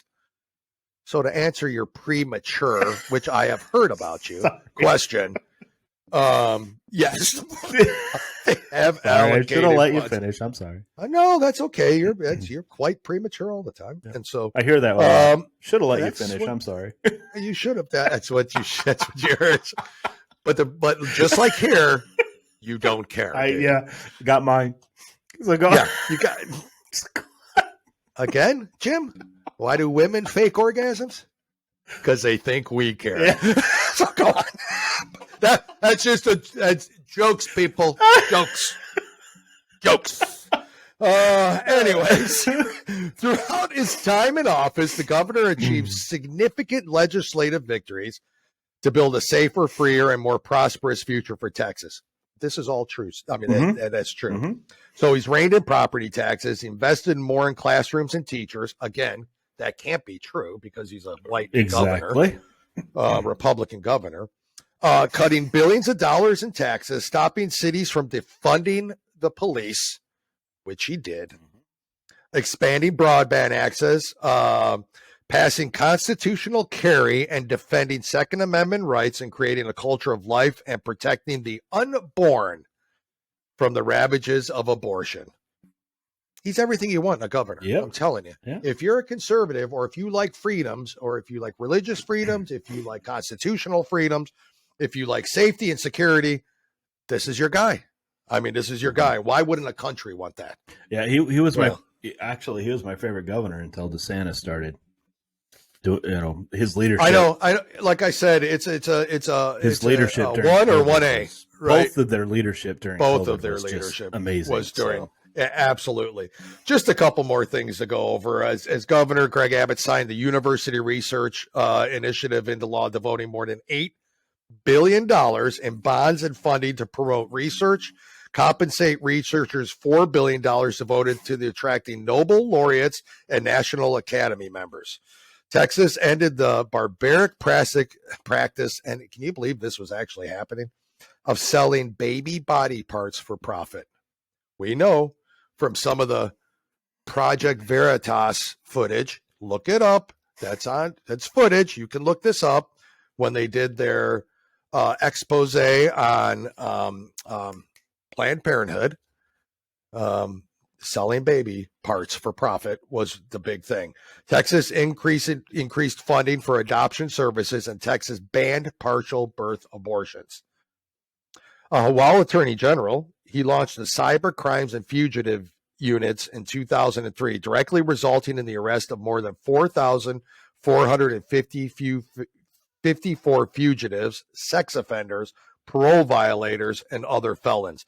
That system is still in place, because of him. That's just a little bit about Governor Greg Abbott. He's expanded Second Amendment rights. There's all sorts of stuff he's done. There's a long laundry list of it. The point being that when you look for leadership in a country, you really need to, for one, look to where we're at right now and who we have. Okay. And then you look at somebody with a resume like Governor Abbott, right, like a Tim Scott, like a Ron DeSantis, and many others will be, profiling here, and tell me which one you want for your country. Yeah. Which resume, if plain and simple, you're hiring someone for a position. You have Greg Abbott's resume, you have Joe Biden's resume. Which guy are you hiring? Yeah. Right? Yeah, and which guy are you hiring? The guy actually on tape during Senate about not wanting to desegregate schools. We all remember that, right? It's Doesn't on tape. want his children going to school with them. Yep. And he said the word. Yep.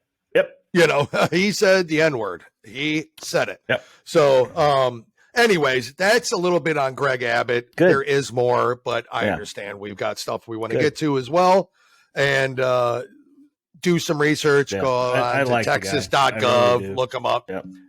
He's a great individual. His lieutenant governor I had just seen for the first time last night on Tucker Carlson. I didn't even know who he was. That guy's great too. If you heard that interview with him, it's all about critical race theory and not allowing it in the Texas schools. Look that interview up too. That was Tucker Carlson interviewing the Texas lieutenant governor. I don't have his name. Didn't write it down. Right. I wasn't doing a story on him, but look it up. Yeah. It's great. And so, anyways, next week, we'll be doing it on Winsome Sears, the lieutenant if you don't know who that is. Virginia. Yep. Mm-hmm. First time I was introduced to her was during the election when Youngkin was elected in Virginia, and this woman's amazing. She's amazing. And so we'll review that. And again for African American women out there, Michelle Obama, no. Winsome Sears, yes. Yep. Wait and see. Yep. But she's amazing. And what a story. Yep. What a really good story. So you're doing some good ones, Jim. You're doing some good ones. So I really appreciate that. Anyways, that's what I got. What do you got now, Jim? Anything, or do you want to get quickly? I want to talk sports because a coach who I do too. Let's talk about the incident with Michigan and Wisconsin first. Okay. I am going to be honest with you. I am surprised the coach Greg Gard from Wisconsin was not suspended for at least a game or two. And I am too. He kind of started that confrontation. Howard was going to walk by him. Howard, you could tell he flipped his mask down. I don't know what he said, and I'm not going to pretend that I know. Probably what he said. you. I would, Gard grabbed him and stopped him. Yes. So right there started it. Okay. Now, so terrible thing that Juwan Howard did. I think he should have been suspended for the rest of the year. The guy threw. For those who don't know, he threw punches at the coach later. Staff. After all this was going, he started throwing and landed a punch on an assistant coach for Wisconsin. This is a coach line who is the leader of young men. Correct. Teaching them how to. It's so completely. Some people said he should have been fired. Whatever. I mean, whatever the punishment would have been, I guess I wouldn't have had a problem with it. But if Woody Hayes got fired for the same thing. Exactly. Why even then? Back then, when there weren't rules like this, I thought he should have been suspended for the rest of the year through the tournaments, especially. He's only at a minimum. Yeah, but he's only suspended till the end of the regular season. Which I know. I don't think Michigan's going to the tournament anyway. But they're not. They'll go to the NIT. That's neither here nor there. But Gard. Now, there's people that want to make this about race. Mm-hmm. Okay. I'm not, and I know it's not about race, but I do want the Big Ten to explain how players from Wisconsin and players from Michigan receive suspensions, but he didn't. He only received a fine. I know. Okay, I don't think it's race related at all. I'm just trying to because Greg Gard, I think the guy's a cocky asshole. I don't like him. I think he too. I think he's overrated. Yes, by the way. And so if it wasn't for Johnny Davis doing what he's doing, because I mean he lost anyway. I'm going into detail, but it was a bad look, and it really was. Juwan Howard should never have acted that way because I'm on an Indiana fan page on Facebook, and sure enough. Some great Indiana fan out there pointed out when Michigan was up by 13 at Indiana with 55 seconds to go, Juwan Howard called timeout. Yep. And this all started because Greg Gard called timeout being up by 13 with 15 seconds to go. So that's what made Juwan Howard mad. Okay. Because Greg Gard called a timeout. He did the same thing to Indiana. So should Mike Woodson have punched him? Yeah. So, and so it's funny how all this comes around. I do not like Juwan Howard. No. It now shows that he is a bully. But again, Greg Gard, if Greg Gard would have just let him walk away, the fight would have never have happened. Didn't Juwan Howard play with Chris Huff? Was it Chris Huff? Yeah. Weber. Chris Webber. Did you That's see the the one he should be. You should punch. So you saw the memes on Facebook? Yeah, if you're going to punch Juwan Howard's for a timeout, Chris Webber's the guy you should have punched. Cost him a national championship. So yeah, look back on that, but it's true. That led into one of my favorite coaches. I still like the guy. I know a lot of people don't, but Tom Izzo. Did you see his? No, I like Tom Izzo. Did you see his interview yesterday? I did not. I saw he was, but I never got to it. I don't know if it was yesterday or the day before, but Gottlieb, Doug Gottlieb. Doug Gottlieb. On Fox, he did this on Twitter, said, hey, agreed. One of the reporters, stupid, reporter asked him, should this now show that we should not have the shaking at the end of the game? And Izzo just went into a complete rant. Watch it if you get a chance to watch it. I will. And I'm talking to the viewers out there too, because it is priceless. He said, we give in to all these kids all the time. You know, we give into this, we give into that. We don't show them, we don't show them how they should handle things, how they should be this way. And let's face it, after a battle that you're beating the crap out of each other the entire game, you're shaking hands as you're walking. That's sportsmanship. That's right. That's sportsmanship. Yeah, so but this is much like the liberals to me, right? They take one isolated incident, right? And then they have to switch everything around to make it the norm. Exactly. No more shaking hands, no more sportsmanship showing because this happened. Yeah. That's once in it's happened before, but it's rare. It's super rare something like this happens. And it's not and it race, wasn't guys. the kids who started it. Right. It wasn't the kids. Right. It was the coaches. Two coaches. And Greg Gard, I'm sorry. He instigated it by grabbing Howard. He was did. Howard being a baby? Absolutely. Absolutely. Being a baby. But I was surprised that he did not. Now it is not a racist thing because I know some people are talking about that. Well, here we have a black coach. Well, we can go a step further and say if it was a white coach that did what Juwan Howard did, would they be suspended? Would they be fired? Would they be fired? So exactly. But I'm not playing. But honest to God, I think this was the straw that broke the camel's back for Michigan. What a cluster they're having of an offseason. Their entire athletic department. First a Harbaugh debacle, and that crap, and then of course they give him 5 years, but his buyout's like $1, right? If they want to get rid of him. So the guy's leaving as soon as a good opportunity. He's leaving. Harbaugh's leaving, and he took Michigan as far as he's going to take them. Michigan's not. You saw what happens when Michigan goes against on a neutral field, national championship on a neutral field with good weather. Yep. Right. You saw what happened because let's face it, if Ohio State and Michigan played on a neutral field, let's say Lucas Oil Stadium, every year that game's going to be at Lucas Oil Stadium, Michigan would never win. Not until they change their approach. Yeah, because you can't the speed and you and I talked about this. And all the reason the SEC is so dominant is the speed. Just watch them. It's the Georgia in Alabama game was just phenomenal. Yeah, the speed, the 330-pound defensive tackles, just running down a quarterback. Now, Jim, that you've brought up NCAA football, they are not expanding the playoffs. It's not even going to come up for discussion until after the 2025 season now. So the soonest it could happen is 2026. And thanks to the ACC, the Big Ten, and the Pac-12 for voting that down. So now we're stuck with the 4-team playoff. I think that's the most ridiculous thing. I think is it Warren who's our commissioner? Yeah, the Big Ten commissioner? Warren? Yeah, I can't remember. I thought it was Kevin something. Anyway, that guy's got to go. Well, he's been terrible. He's decision making. Terrible. And it doesn't look good for the Big Ten, and you're going to lose recruits, and people aren't going to want to play here. He's destroying it. But anyways, I got nothing else to say other than it's bullshit. They needed to expand it. This year showed it more than anything, I think, that they needed to expand those playoffs, and they're not, and it's bullcrap. Moving on, I have sort of a sports/political story, if you want me to. Yeah. Are you done with the Juwan Howard? Oh, yeah, I'm done. I just wanted – okay. It was terrible.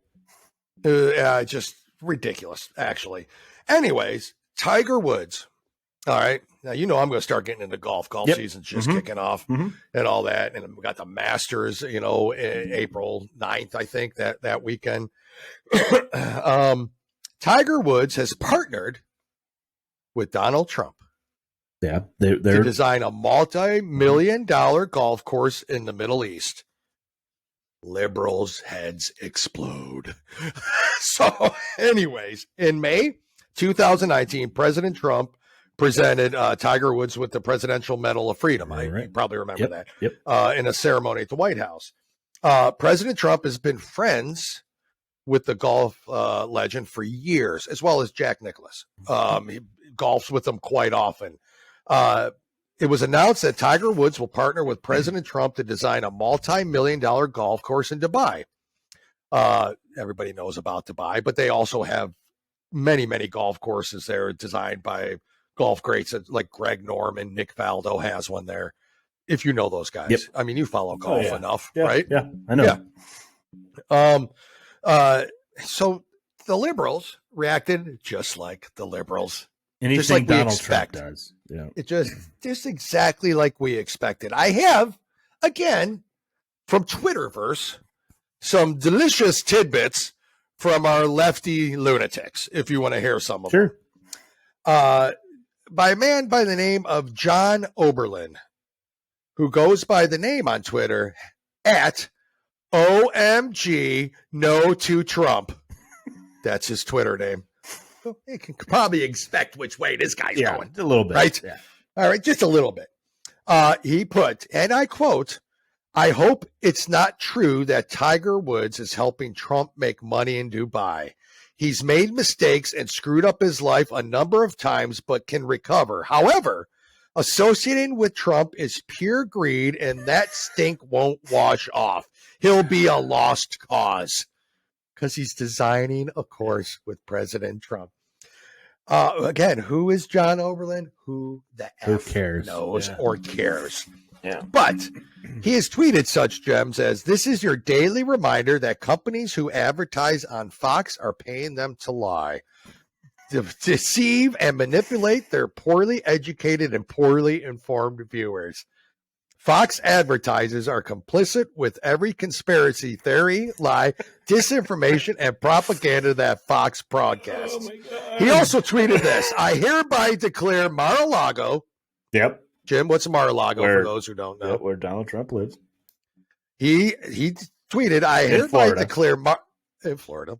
I hereby declare Mar-a-Lago my property. I'm calling the police and having the squatters there thrown out. I'm moving in tomorrow." This is John Oberlin. Anyways, I have reached out to Mr. Oberlin on Twitter to get some feedback. Maybe ask him on the show. Oddly enough, It'd be fun. nothing. It would be fun. Nothing.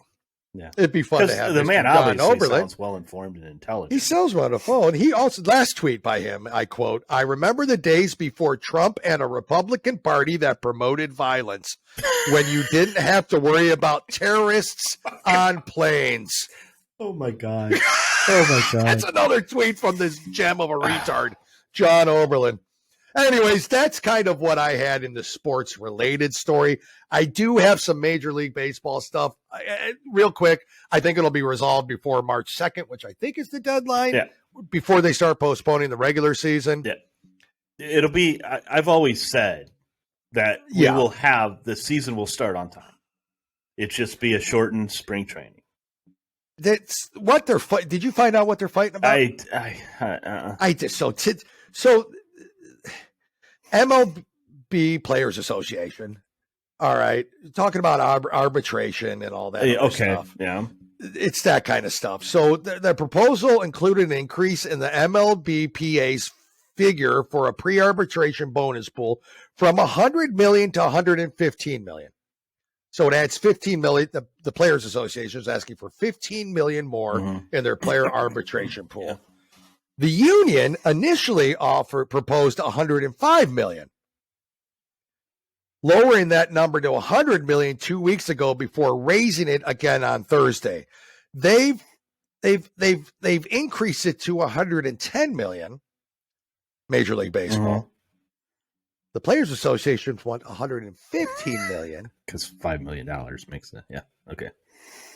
That's what the hell we're fighting about. Yeah. Anyways, it'll be resolved. It's boring.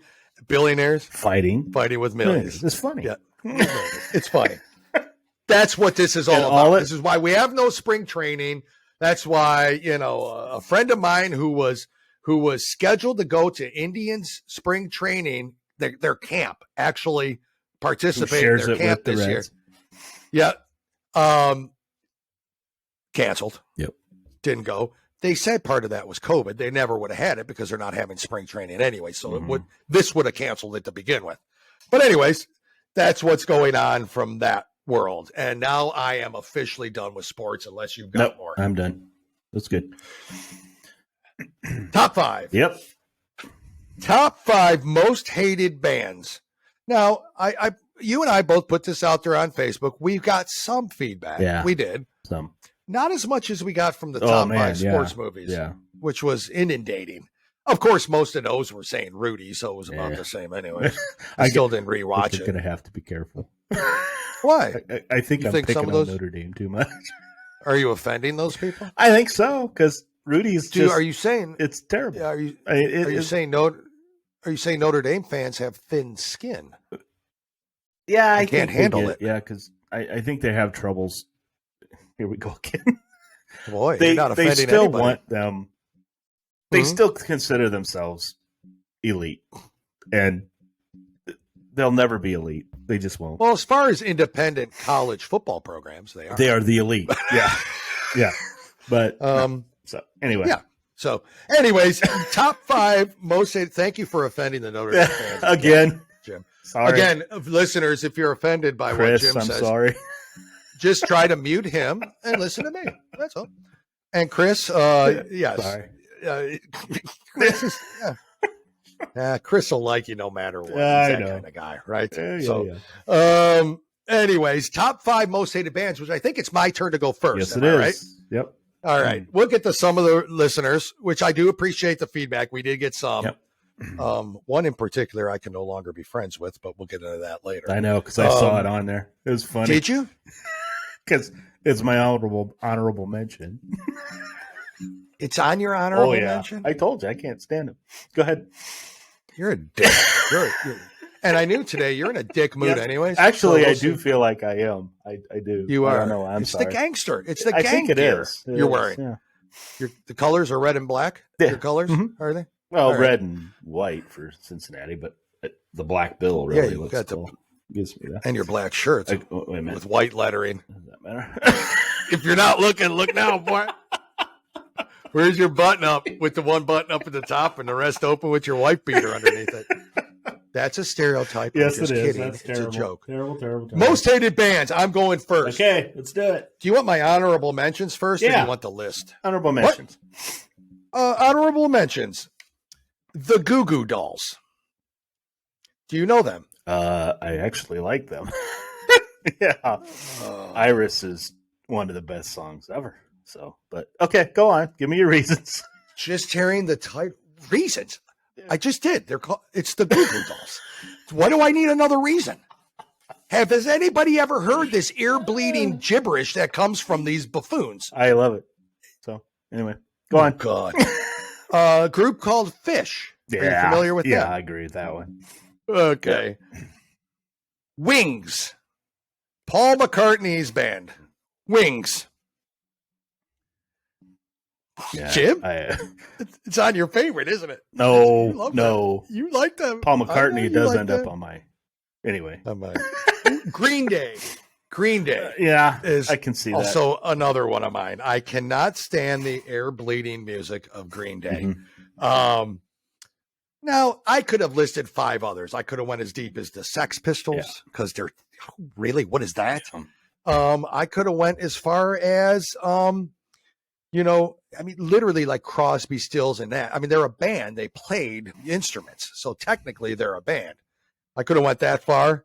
But I left it at that for the honorable mentions. Now, my top 5 in this order. Number 5, the Beatles. I kind of know, Jim, maybe It's controversial. Very. There's a lot, so many people like them. I'm not saying there aren't songs I do like. There are some that I do. Okay. There isn't many. Yeah. I don't think their lyrics were that great. Kill me. I don't think their musical abilities are that great. I personally think Ringo Starr is a shitty drummer.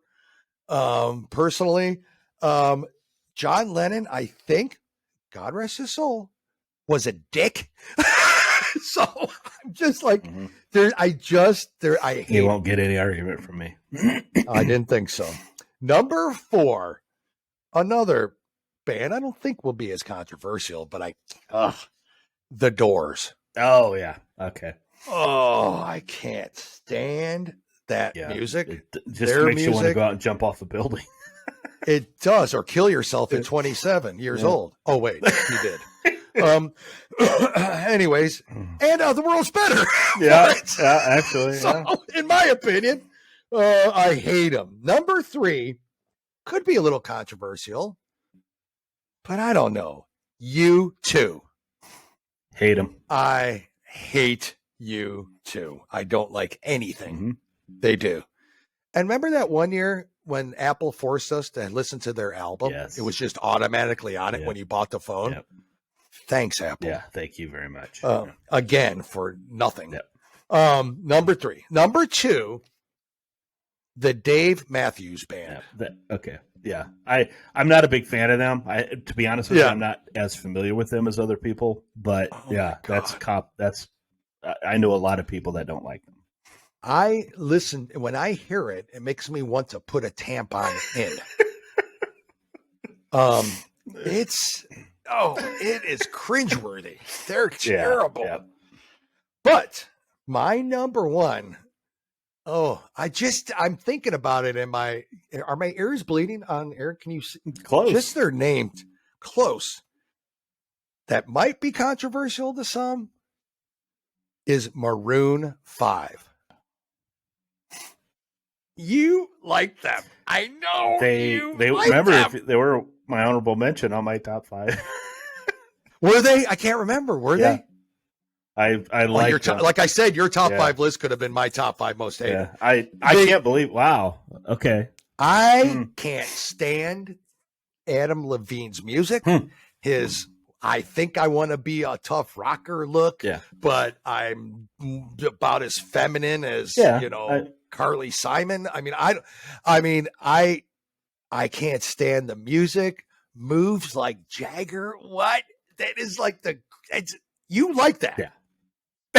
Moves like Jagger. Yeah. Nobody liked that. You understand? Nobody liked that song. Apparently it did. They made a lot of money, but No.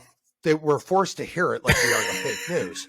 That doesn't mean people like it. Well, it just goes to each their own. Look, I can't stand Adele. Every time she comes on, I have to turn her. But there's people that love her. Which isn't a band. I know, so but it's just not be on your list. The sound. You don't like. My assumption is. I agree. You don't like Adam Levine's voice. I don't like his voice. Yeah. I don't like the music style. I'm not saying he's even a bad musician. I'm not. Who am I to talk? I'm not a musician, right? I'm saying that I don't consider him like a bad guitarist or anything like that. I just can't stand. Another group that could have been on there could have been Train, if you've heard them. I know you like them too, but they're similar to me in music. Okay.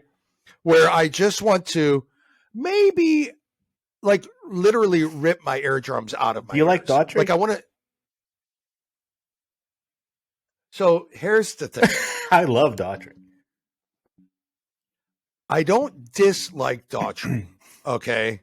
He is in a band and that's his band name. Right. But he would not be on my most hated. Mm-hmm. Okay. Mm-hmm. I think his voice a little more grungier, right? Adam Levine sounds queer and weird. Yeah, it's very different.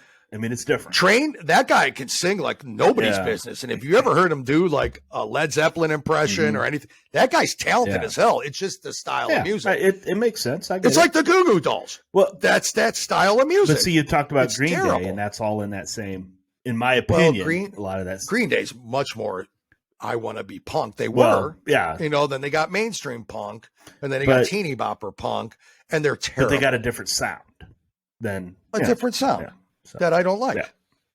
And that's my opinion. Okay. That's my top 5 and my honorable mentions. That's why we're here. And your taste in music sucks. What's your top 5? You just wait. All right. Okay. So just wait. Yeah. My honorable mentions, I only had 2 because I could have listed a ton of them. Right. The B-52s. Oh God! Did they play music? Love Shack, all that shit. Oh God, it horrible. So I agree. They suck. I do agree. And sorry, Dale, Rush. I cannot stand Rush. You talk about a voice that just grates you, and makes your ears bleed. Oh, I can see that. I do see that point. Okay, I do see that point. So number 5. Here's my controversy. But lyrically and musically, they suck. Amazing. So my number 5. Here's the controversy because I get you yelled at by my own family for this one. Okay. Yeah. Guns N' Roses. Oh, that's I can't. Come on, now. I cannot. The only song they sing that I like, Axl Rose is a dick, and I get is "Welcome to the Jungle" because that's the Cincinnati's theme song when they come out at this game for the Bengals. I cannot listen to them. It's not. Yeah, Axl Rose is an idiot. Okay, Slash overrated guitarist. And what? Yes. Yeah. No, he is not. Yeah. Dude, come on. Who's a better guitarist right now? Well, my favorite guitarist of all time is George Lynch. You don't even know who that is. Who? Dokken. Who? Dokken's lead guitarist. Oh, that's listen to his. Oh yeah. Listen to his solos and compare it to Slash's solos. Then we'll talk. I will. Yeah. Yeah, I will. Okay. Because you're not hearing it right. Again. Is that it? Okay. You're not hearing it right. So Guns N' Roses, because I get nailed all the time. I cannot stand them. I wonder why you get nailed all the time. Yeah. Because everybody else is wrong, but Jimmy's right. Okay. Now, my number 4. I still haven't found a song I liked. Get it? You too. Yeah. I still haven't found a song that's good. So it's on. I didn't know that it would be. Honestly, I have no idea that would have been on your list. Yeah, U2. I would have guessed Rush from previous episodes. Nope. But U2, number 4. I can't stand them. It's when Bono sings. God, good. When Bono sings, I hate it. I have certain anatomies that just go up into my body. I think they're overrated. You have certain what? Certain parts of my anatomy that just go right up. It just. Oh really? Yeah. Yeah. Oh boy. Yeah. So. I get it. I totally get that. Yep. Now I actually did one. I went out and found the most hated bands, and I didn't do Audacity any of that, list is a place that I went to. And U2 was number 4 on that list. Really? Yeah. Surprising. Guns N' Roses was not. All right, my number 3 was not on that list either. Oh boy, because I just can't get any satisfaction listening to these guys. You don't like them, huh? Rolling Stones. They could have been there. They could have been. They could have been. Could have been.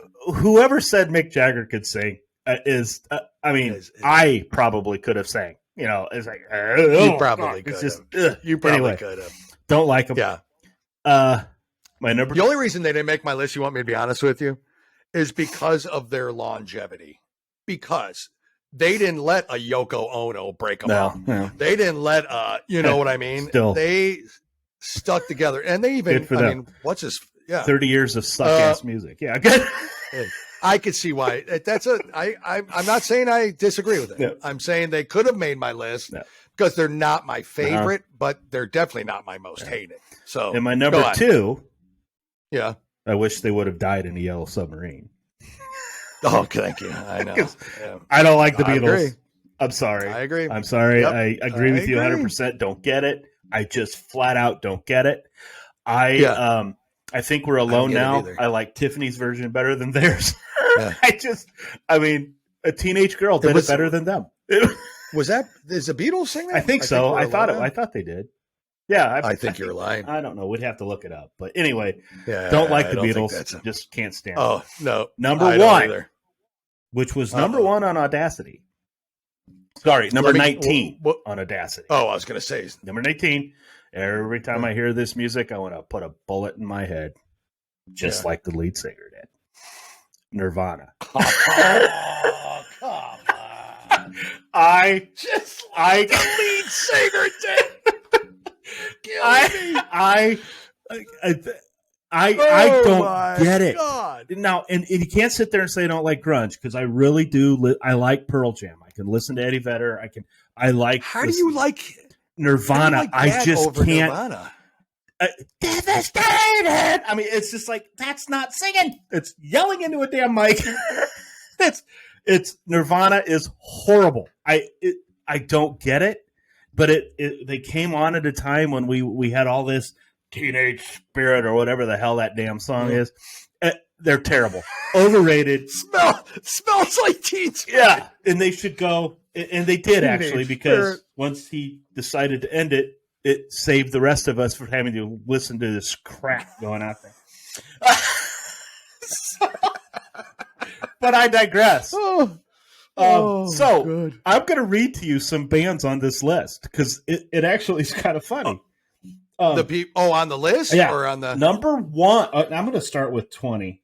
Okay. Yeah. The Spin Doctors. Yeah. Oh God. Yeah. Now I do like Two Princes. I do like that song, but everything else, they're not very good. No, nobody liked that song. Number 19 was Nirvana. Are you going to read a top 20? Yeah, because you got to hear it. Number 18 was Rush.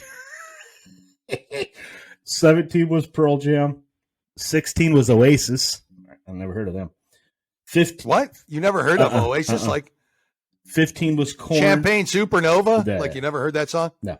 15 Korn. 14 Metallica.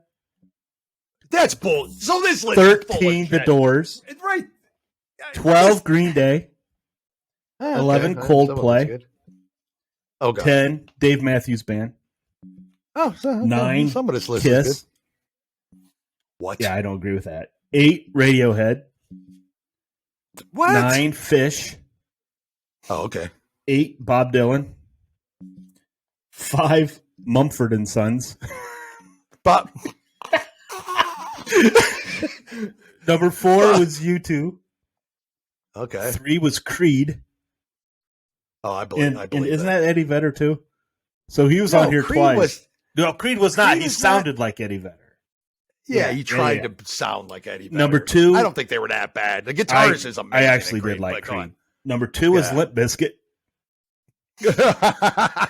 Number 1, Nickelback. Yeah. Oh, for sure. On that list. I agree with that. It was radio stations that kind of combined. I tried to find others, but they all referenced that one list that I showed. Yeah. Wow. I mean, that's okay. So it's weird that it is subjective then, but there were some on that list like Metallica. Why would anybody hate? How can you? You know what? I understand you don't like heavy Metallica? metal, but who's voting for Metallica if they're voting? Well, what don't you like about Metallica? See, it's the same. With the shit you like, does it even matter what you don't like about Metallica? It's the same sound. I mean, it's the same sound. Now you've heard nothing else. For Whom the Bell Tolls and Enter Sandman, I can listen to those songs all day long. So that Metallica I just gave you a title, huh? Nothing Else Matters. I just gave you a title of a song. How do you not like that? Well, there are songs they like. It's just they don't all sound the same. They're not in my worst bands, okay? Because I can listen to them. I can actually these other bands I can't listen to. I can listen to, but I get it. It's the same sound. Why some people would not like them. I do understand. Correct. That, so yeah, okay. I mean they're no Restless Heart. I'll tell you that right now. Well, speaking of that, let me read Chris's list, Jim. Chris, thank you for joining in. I'm going to read the list. I'm going to start from 5 and go to 1 because 1's got questions. Number 5 from Chris was Restless Heart. Yeah. Imagine that. And he puts, thanks, Jim, for making me go listen to them. Ugh. Yeah. He's wrong. He's not. Number 4 was Kiss, which now I'm starting to think he may have. Is Chris drink? Is he a drinker? Heavy drinker? No. Okay. He's not because number 3, he's got dead on Dixie Chicks. Yeah. Now, technically, they play instruments, right? Yeah, don't they a guitar or something? They're horrible. They're horrible. Number 2, Cheap Trick. I do not agree with that, but I understand I like it. Cheap Trick. Yeah, I enjoy it. I understand it. Number 1 baffles me, and here's where we got the questions. He writes Journey. I also put that because they're not everybody's cup of tea, but he actually wrote Jim Can Explain. So what does that mean? Our daughters were in show choir, as was yours. Okay. So they do compete for show choir and stuff like that. Well, every show choir competition, Don't Stop Believing is played every time. And it's played at every bar across. So every time because my niece is in it now. So I have 2 nieces still in it. So we go to these competitions. Whenever they bring it up, I always text them, "Hey, your song's on." But that's why he doesn't like Journey. It's because of I agree. That song is overplayed more than any other song I think I've ever heard in my life. Like, Don't Stop. If you go to which I don't hate it around here, show choir competition. I don't agree with Journey being. I actually enjoy Journey. Can I give you another one before we move on? I've got one to give you too. So. Okay, Larry. Thank you, Chris. By the way, thank you, Larry. Good friend, old friend of mine. Put number 5, Red Hot Chili Peppers. Agreed. And then he put, maybe I'd like them if I was mentally retarded. I liked his comments. Yeah. Now, I'll read the comments when Taylor Swift, which I don't think as a band. So I just want to be clear here. I think she's more individual artist, right? Yeah. She's not a band, but he did put her out there and put Needs Lobotomized. I liked that one. That was good. Number 3, put Bruce Springsteen, which I 100% agree with. And he is a band. Bruce Springsteen and the E Street Band. Don't like him. Terrible. Hate him. Don't like him. He put Bolshevik. Yeah, I saw. Then number 2, Dave Matthews Band, Vomit. And then U2, Despise. Yep. So thank you, Larry. I can't tell you I disagree with it. And I kind of like the Red Hot Chili Peppers, but I get why people don't. Joe, one of our, he contributed his list. 3 on here I don't agree with. 1, I never heard of. And number 5, Guns N' Roses. Mostly because Axl Grease Rose is a nozzle jockey. That's what he gave it. Number 4, he put Rascally Flats, but it's actually Rascal Flats. They're Rascally. They're country. I disagree with that completely because my wife and I went to their concert and they do great. Oh God, here we go again. They're great in concert. The only reason I think you like the music you like is because Mrs. Jim tells you. No, she actually liked Rascal Flats because I did. I don't mean that in a bad way. I just mean there's a lot. It's like Restless Heart. She's a Restless Heart fan because I was a big Restless Heart fan. But anyway, number 3, Oasis. Never heard of Oasis. Yeah. Never heard of them. I can't believe you've never heard of I might have heard their songs, but I don't. You would have. Champagne Supernova, you have heard of. I 100% guarantee. Is that anything like Superman? I don't know. Number 2, like Aerosmith. I don't agree with Aerosmith. I like Aerosmith. I agree with it. And number 1, Bon Jovi, which is kind of odd because I actually enjoy Bon Jovi's music. I get it; they're overplayed. Yeah, they're overplayed, and he's kind of a douche. But I can't say they would never make my most hated. So thanks, Joe. That was good. But Guns N' Roses was on. See, they're not the only ones that make my ear bleed. I'm not the only one. So. Well, that's true. That's true. My list was better than yours.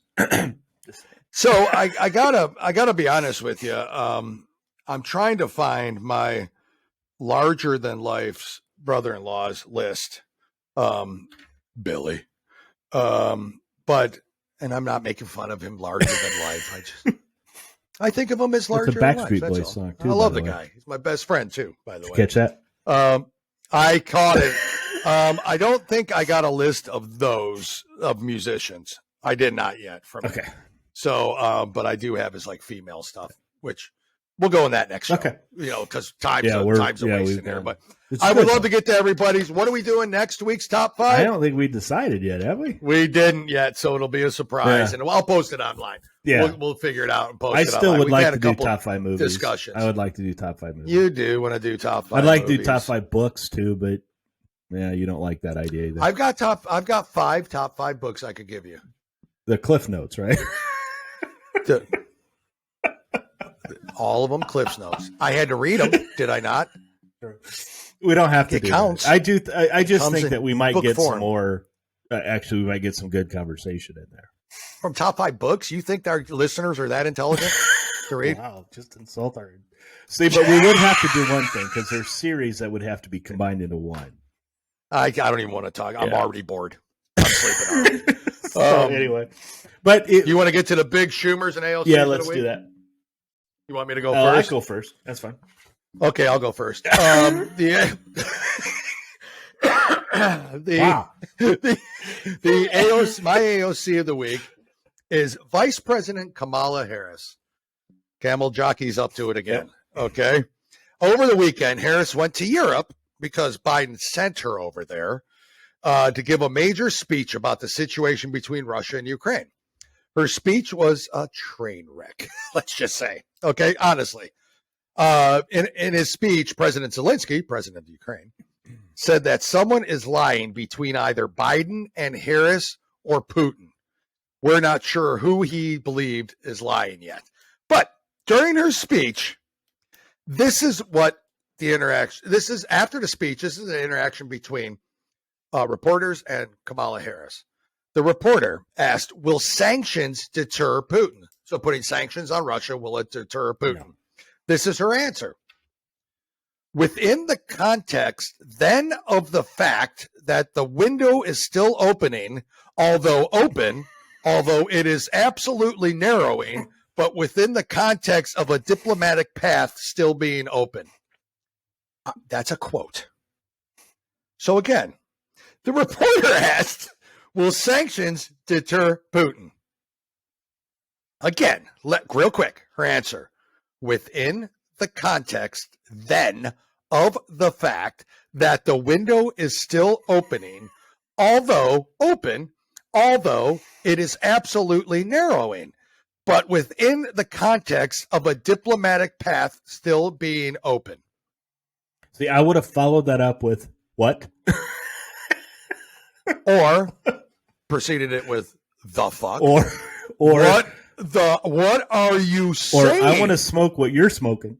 Because what the hell? We've got idiots running this country. I don't have anything else to say about that other than this is what I mean. Biden, because he's so incompetent, fragile, feeble, bumbling, can't stay awake. And his wifey Jill probably wouldn't let him go, had to send Kamala Harris over there, not to the southern border, by the way, in case anybody wants to know. Still hasn't been there yet. Still hasn't been there.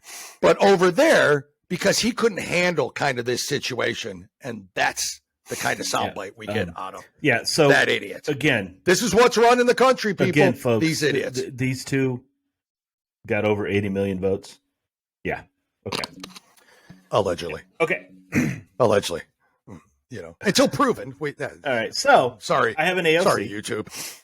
You do. Okay. Hurry up. I love liberal mandates on masks because they follow it, right? They always follow it, and there's never going to be any video or anything to contradict anything they say, right? Okay. Are you familiar with LaToya Cantrell? I am now, but go ahead and tell the listeners. She is the mayor of New Orleans. That she is. Okay. Now, she decided to have this masquerade ball or Mardi Gras ball during Mardi Gras, right? Yeah. After she implemented extending the mask mandate for indoors in schools till March 1st. Correct. Okay. She was pictured maskless during an indoor Mardi Gras event Friday night, despite reinstating this. Okay. So now there's video, guys. Okay. She was shown doing karaoke with other people, and not one person in these videos were shown. Okay. Now, not one person was shown. Not with a mask. Not one person was shown with a mask. Nobody had it. Gotcha. So, my favorite is when spokesperson, Bo Tidwell, admitted that there's not a perfect adoption of guidelines in every instance. Oh, I see. Here's what he says. The mask guidelines and the vaccination requirements will remain in effect through Mardi Gras, he said. That has not changed, and it will not.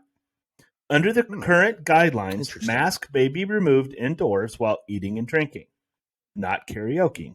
He did not put that in here. But anyway, while we did not see perfect adoption of the guidelines in every instant over the weekend, we are encouraged overall by the level of masking and vigilance we saw on the parade route at all ball events. Oh, my God. The funny thing about this, as soon as Fox News contacted them to talk about this, the videos were down. Oh, you could not find the video anywhere. Where did they go? So again, I mean, liberal left. I can't go on YouTube and find this video. Liberal left. These are your leaders. Yep. You do it. I don't have to. Rules for thee, but not for me. That is what they once again are. That is who they are. That's what they are. These are your leaders out there. 100% of the time, that's who they are. They're never not somebody else. So that's who they are. Crazy. Well, Jim, thank you for sharing that. Thank you for your work on the show today. We went a little extra, didn't we, today? About 20 minutes. And I don't have to pee. All right. You want Depends, aren't you? That's another advertisement we can get, though. That's right. At my age, why not? Shit, why not? Again, I am honestly, I'm trying to work on a website, Jim. I don't even know if you know that. For us. No, because I didn't know you were doing a lot of things that you did. Well, I think I'm being slowly removed from the show. You are not. You're not. I like surprising you with things. It's just surprising. I'm not asking your opinion because I've heard your top 5 and stuff, and they're terrible. So what am I going to use out of that? But we will be eventually selling merch, at least on the website. That'd be cool. As soon as I get it. But if there's anybody out there that, knows much about websites and wants to help, hit me up. Because, damn it, they're not super easy. No, That's all I can tell you. We know a couple people, though, but if you would involve me, unless you've been talking to this individual behind my back, which you normally do. I have before, but not about the website. So, well, Jim, if you'd like to get involved now, I wanted to surprise you. I'm even sending you one of these wonderful 2 guys, 1 coup coffee mugs for free. I know a lot of listeners that will, if we do the coffee mugs and posters and hats and shirts, they will buy them. Yeah. Will they? Yeah. Okay. I do. At what price, Jim? We'll talk off the air. Well, I don't see any reason why we can't go anything less for a T-shirt under $50. I don't either. Yep, I don't either. And with liberal math, buy 2 for $100. Get a discount. What a savings. Jim, thank you so much. Good times. Yep. I like your gang wear. It was a good show. Yep. Can't wait to see what you're wearing next week. Maybe a heavy metal wig, collared shirt. Maybe or something like that. Or any wig would really help for you. And then that will be lucky show number 13. We'll post on Facebook. You'll find this on YouTube, this episode. You'll find it on Rumble. It'll, from what I can tell, always be up on Rumble because episode 8 is still there and doing well. So follow us on Facebook. Again, follow us on our Facebook group at 2 Guys 1 Coup.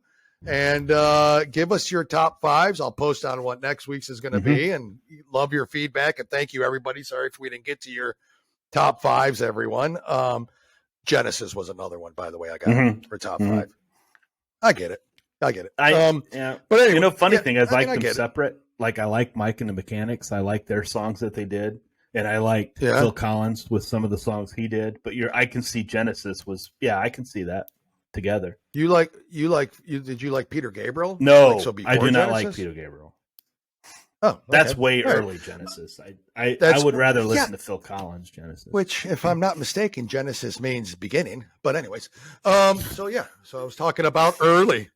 At any rate, good show, I think. Thank you everyone again for your contribution and supporting us. We do appreciate it. Hopefully we get a web page out there where we can post our videos and you can go on and comment and do all that. We're trying to get that done. little by little, we're making progress, I think. Yeah. So cool. Jim, thank you again for your help, your support, putting up with my shit. I appreciate it. And we'll see you next week. Right, sir? Aye, Captain. We're out. See y'all. Thanks. Bye.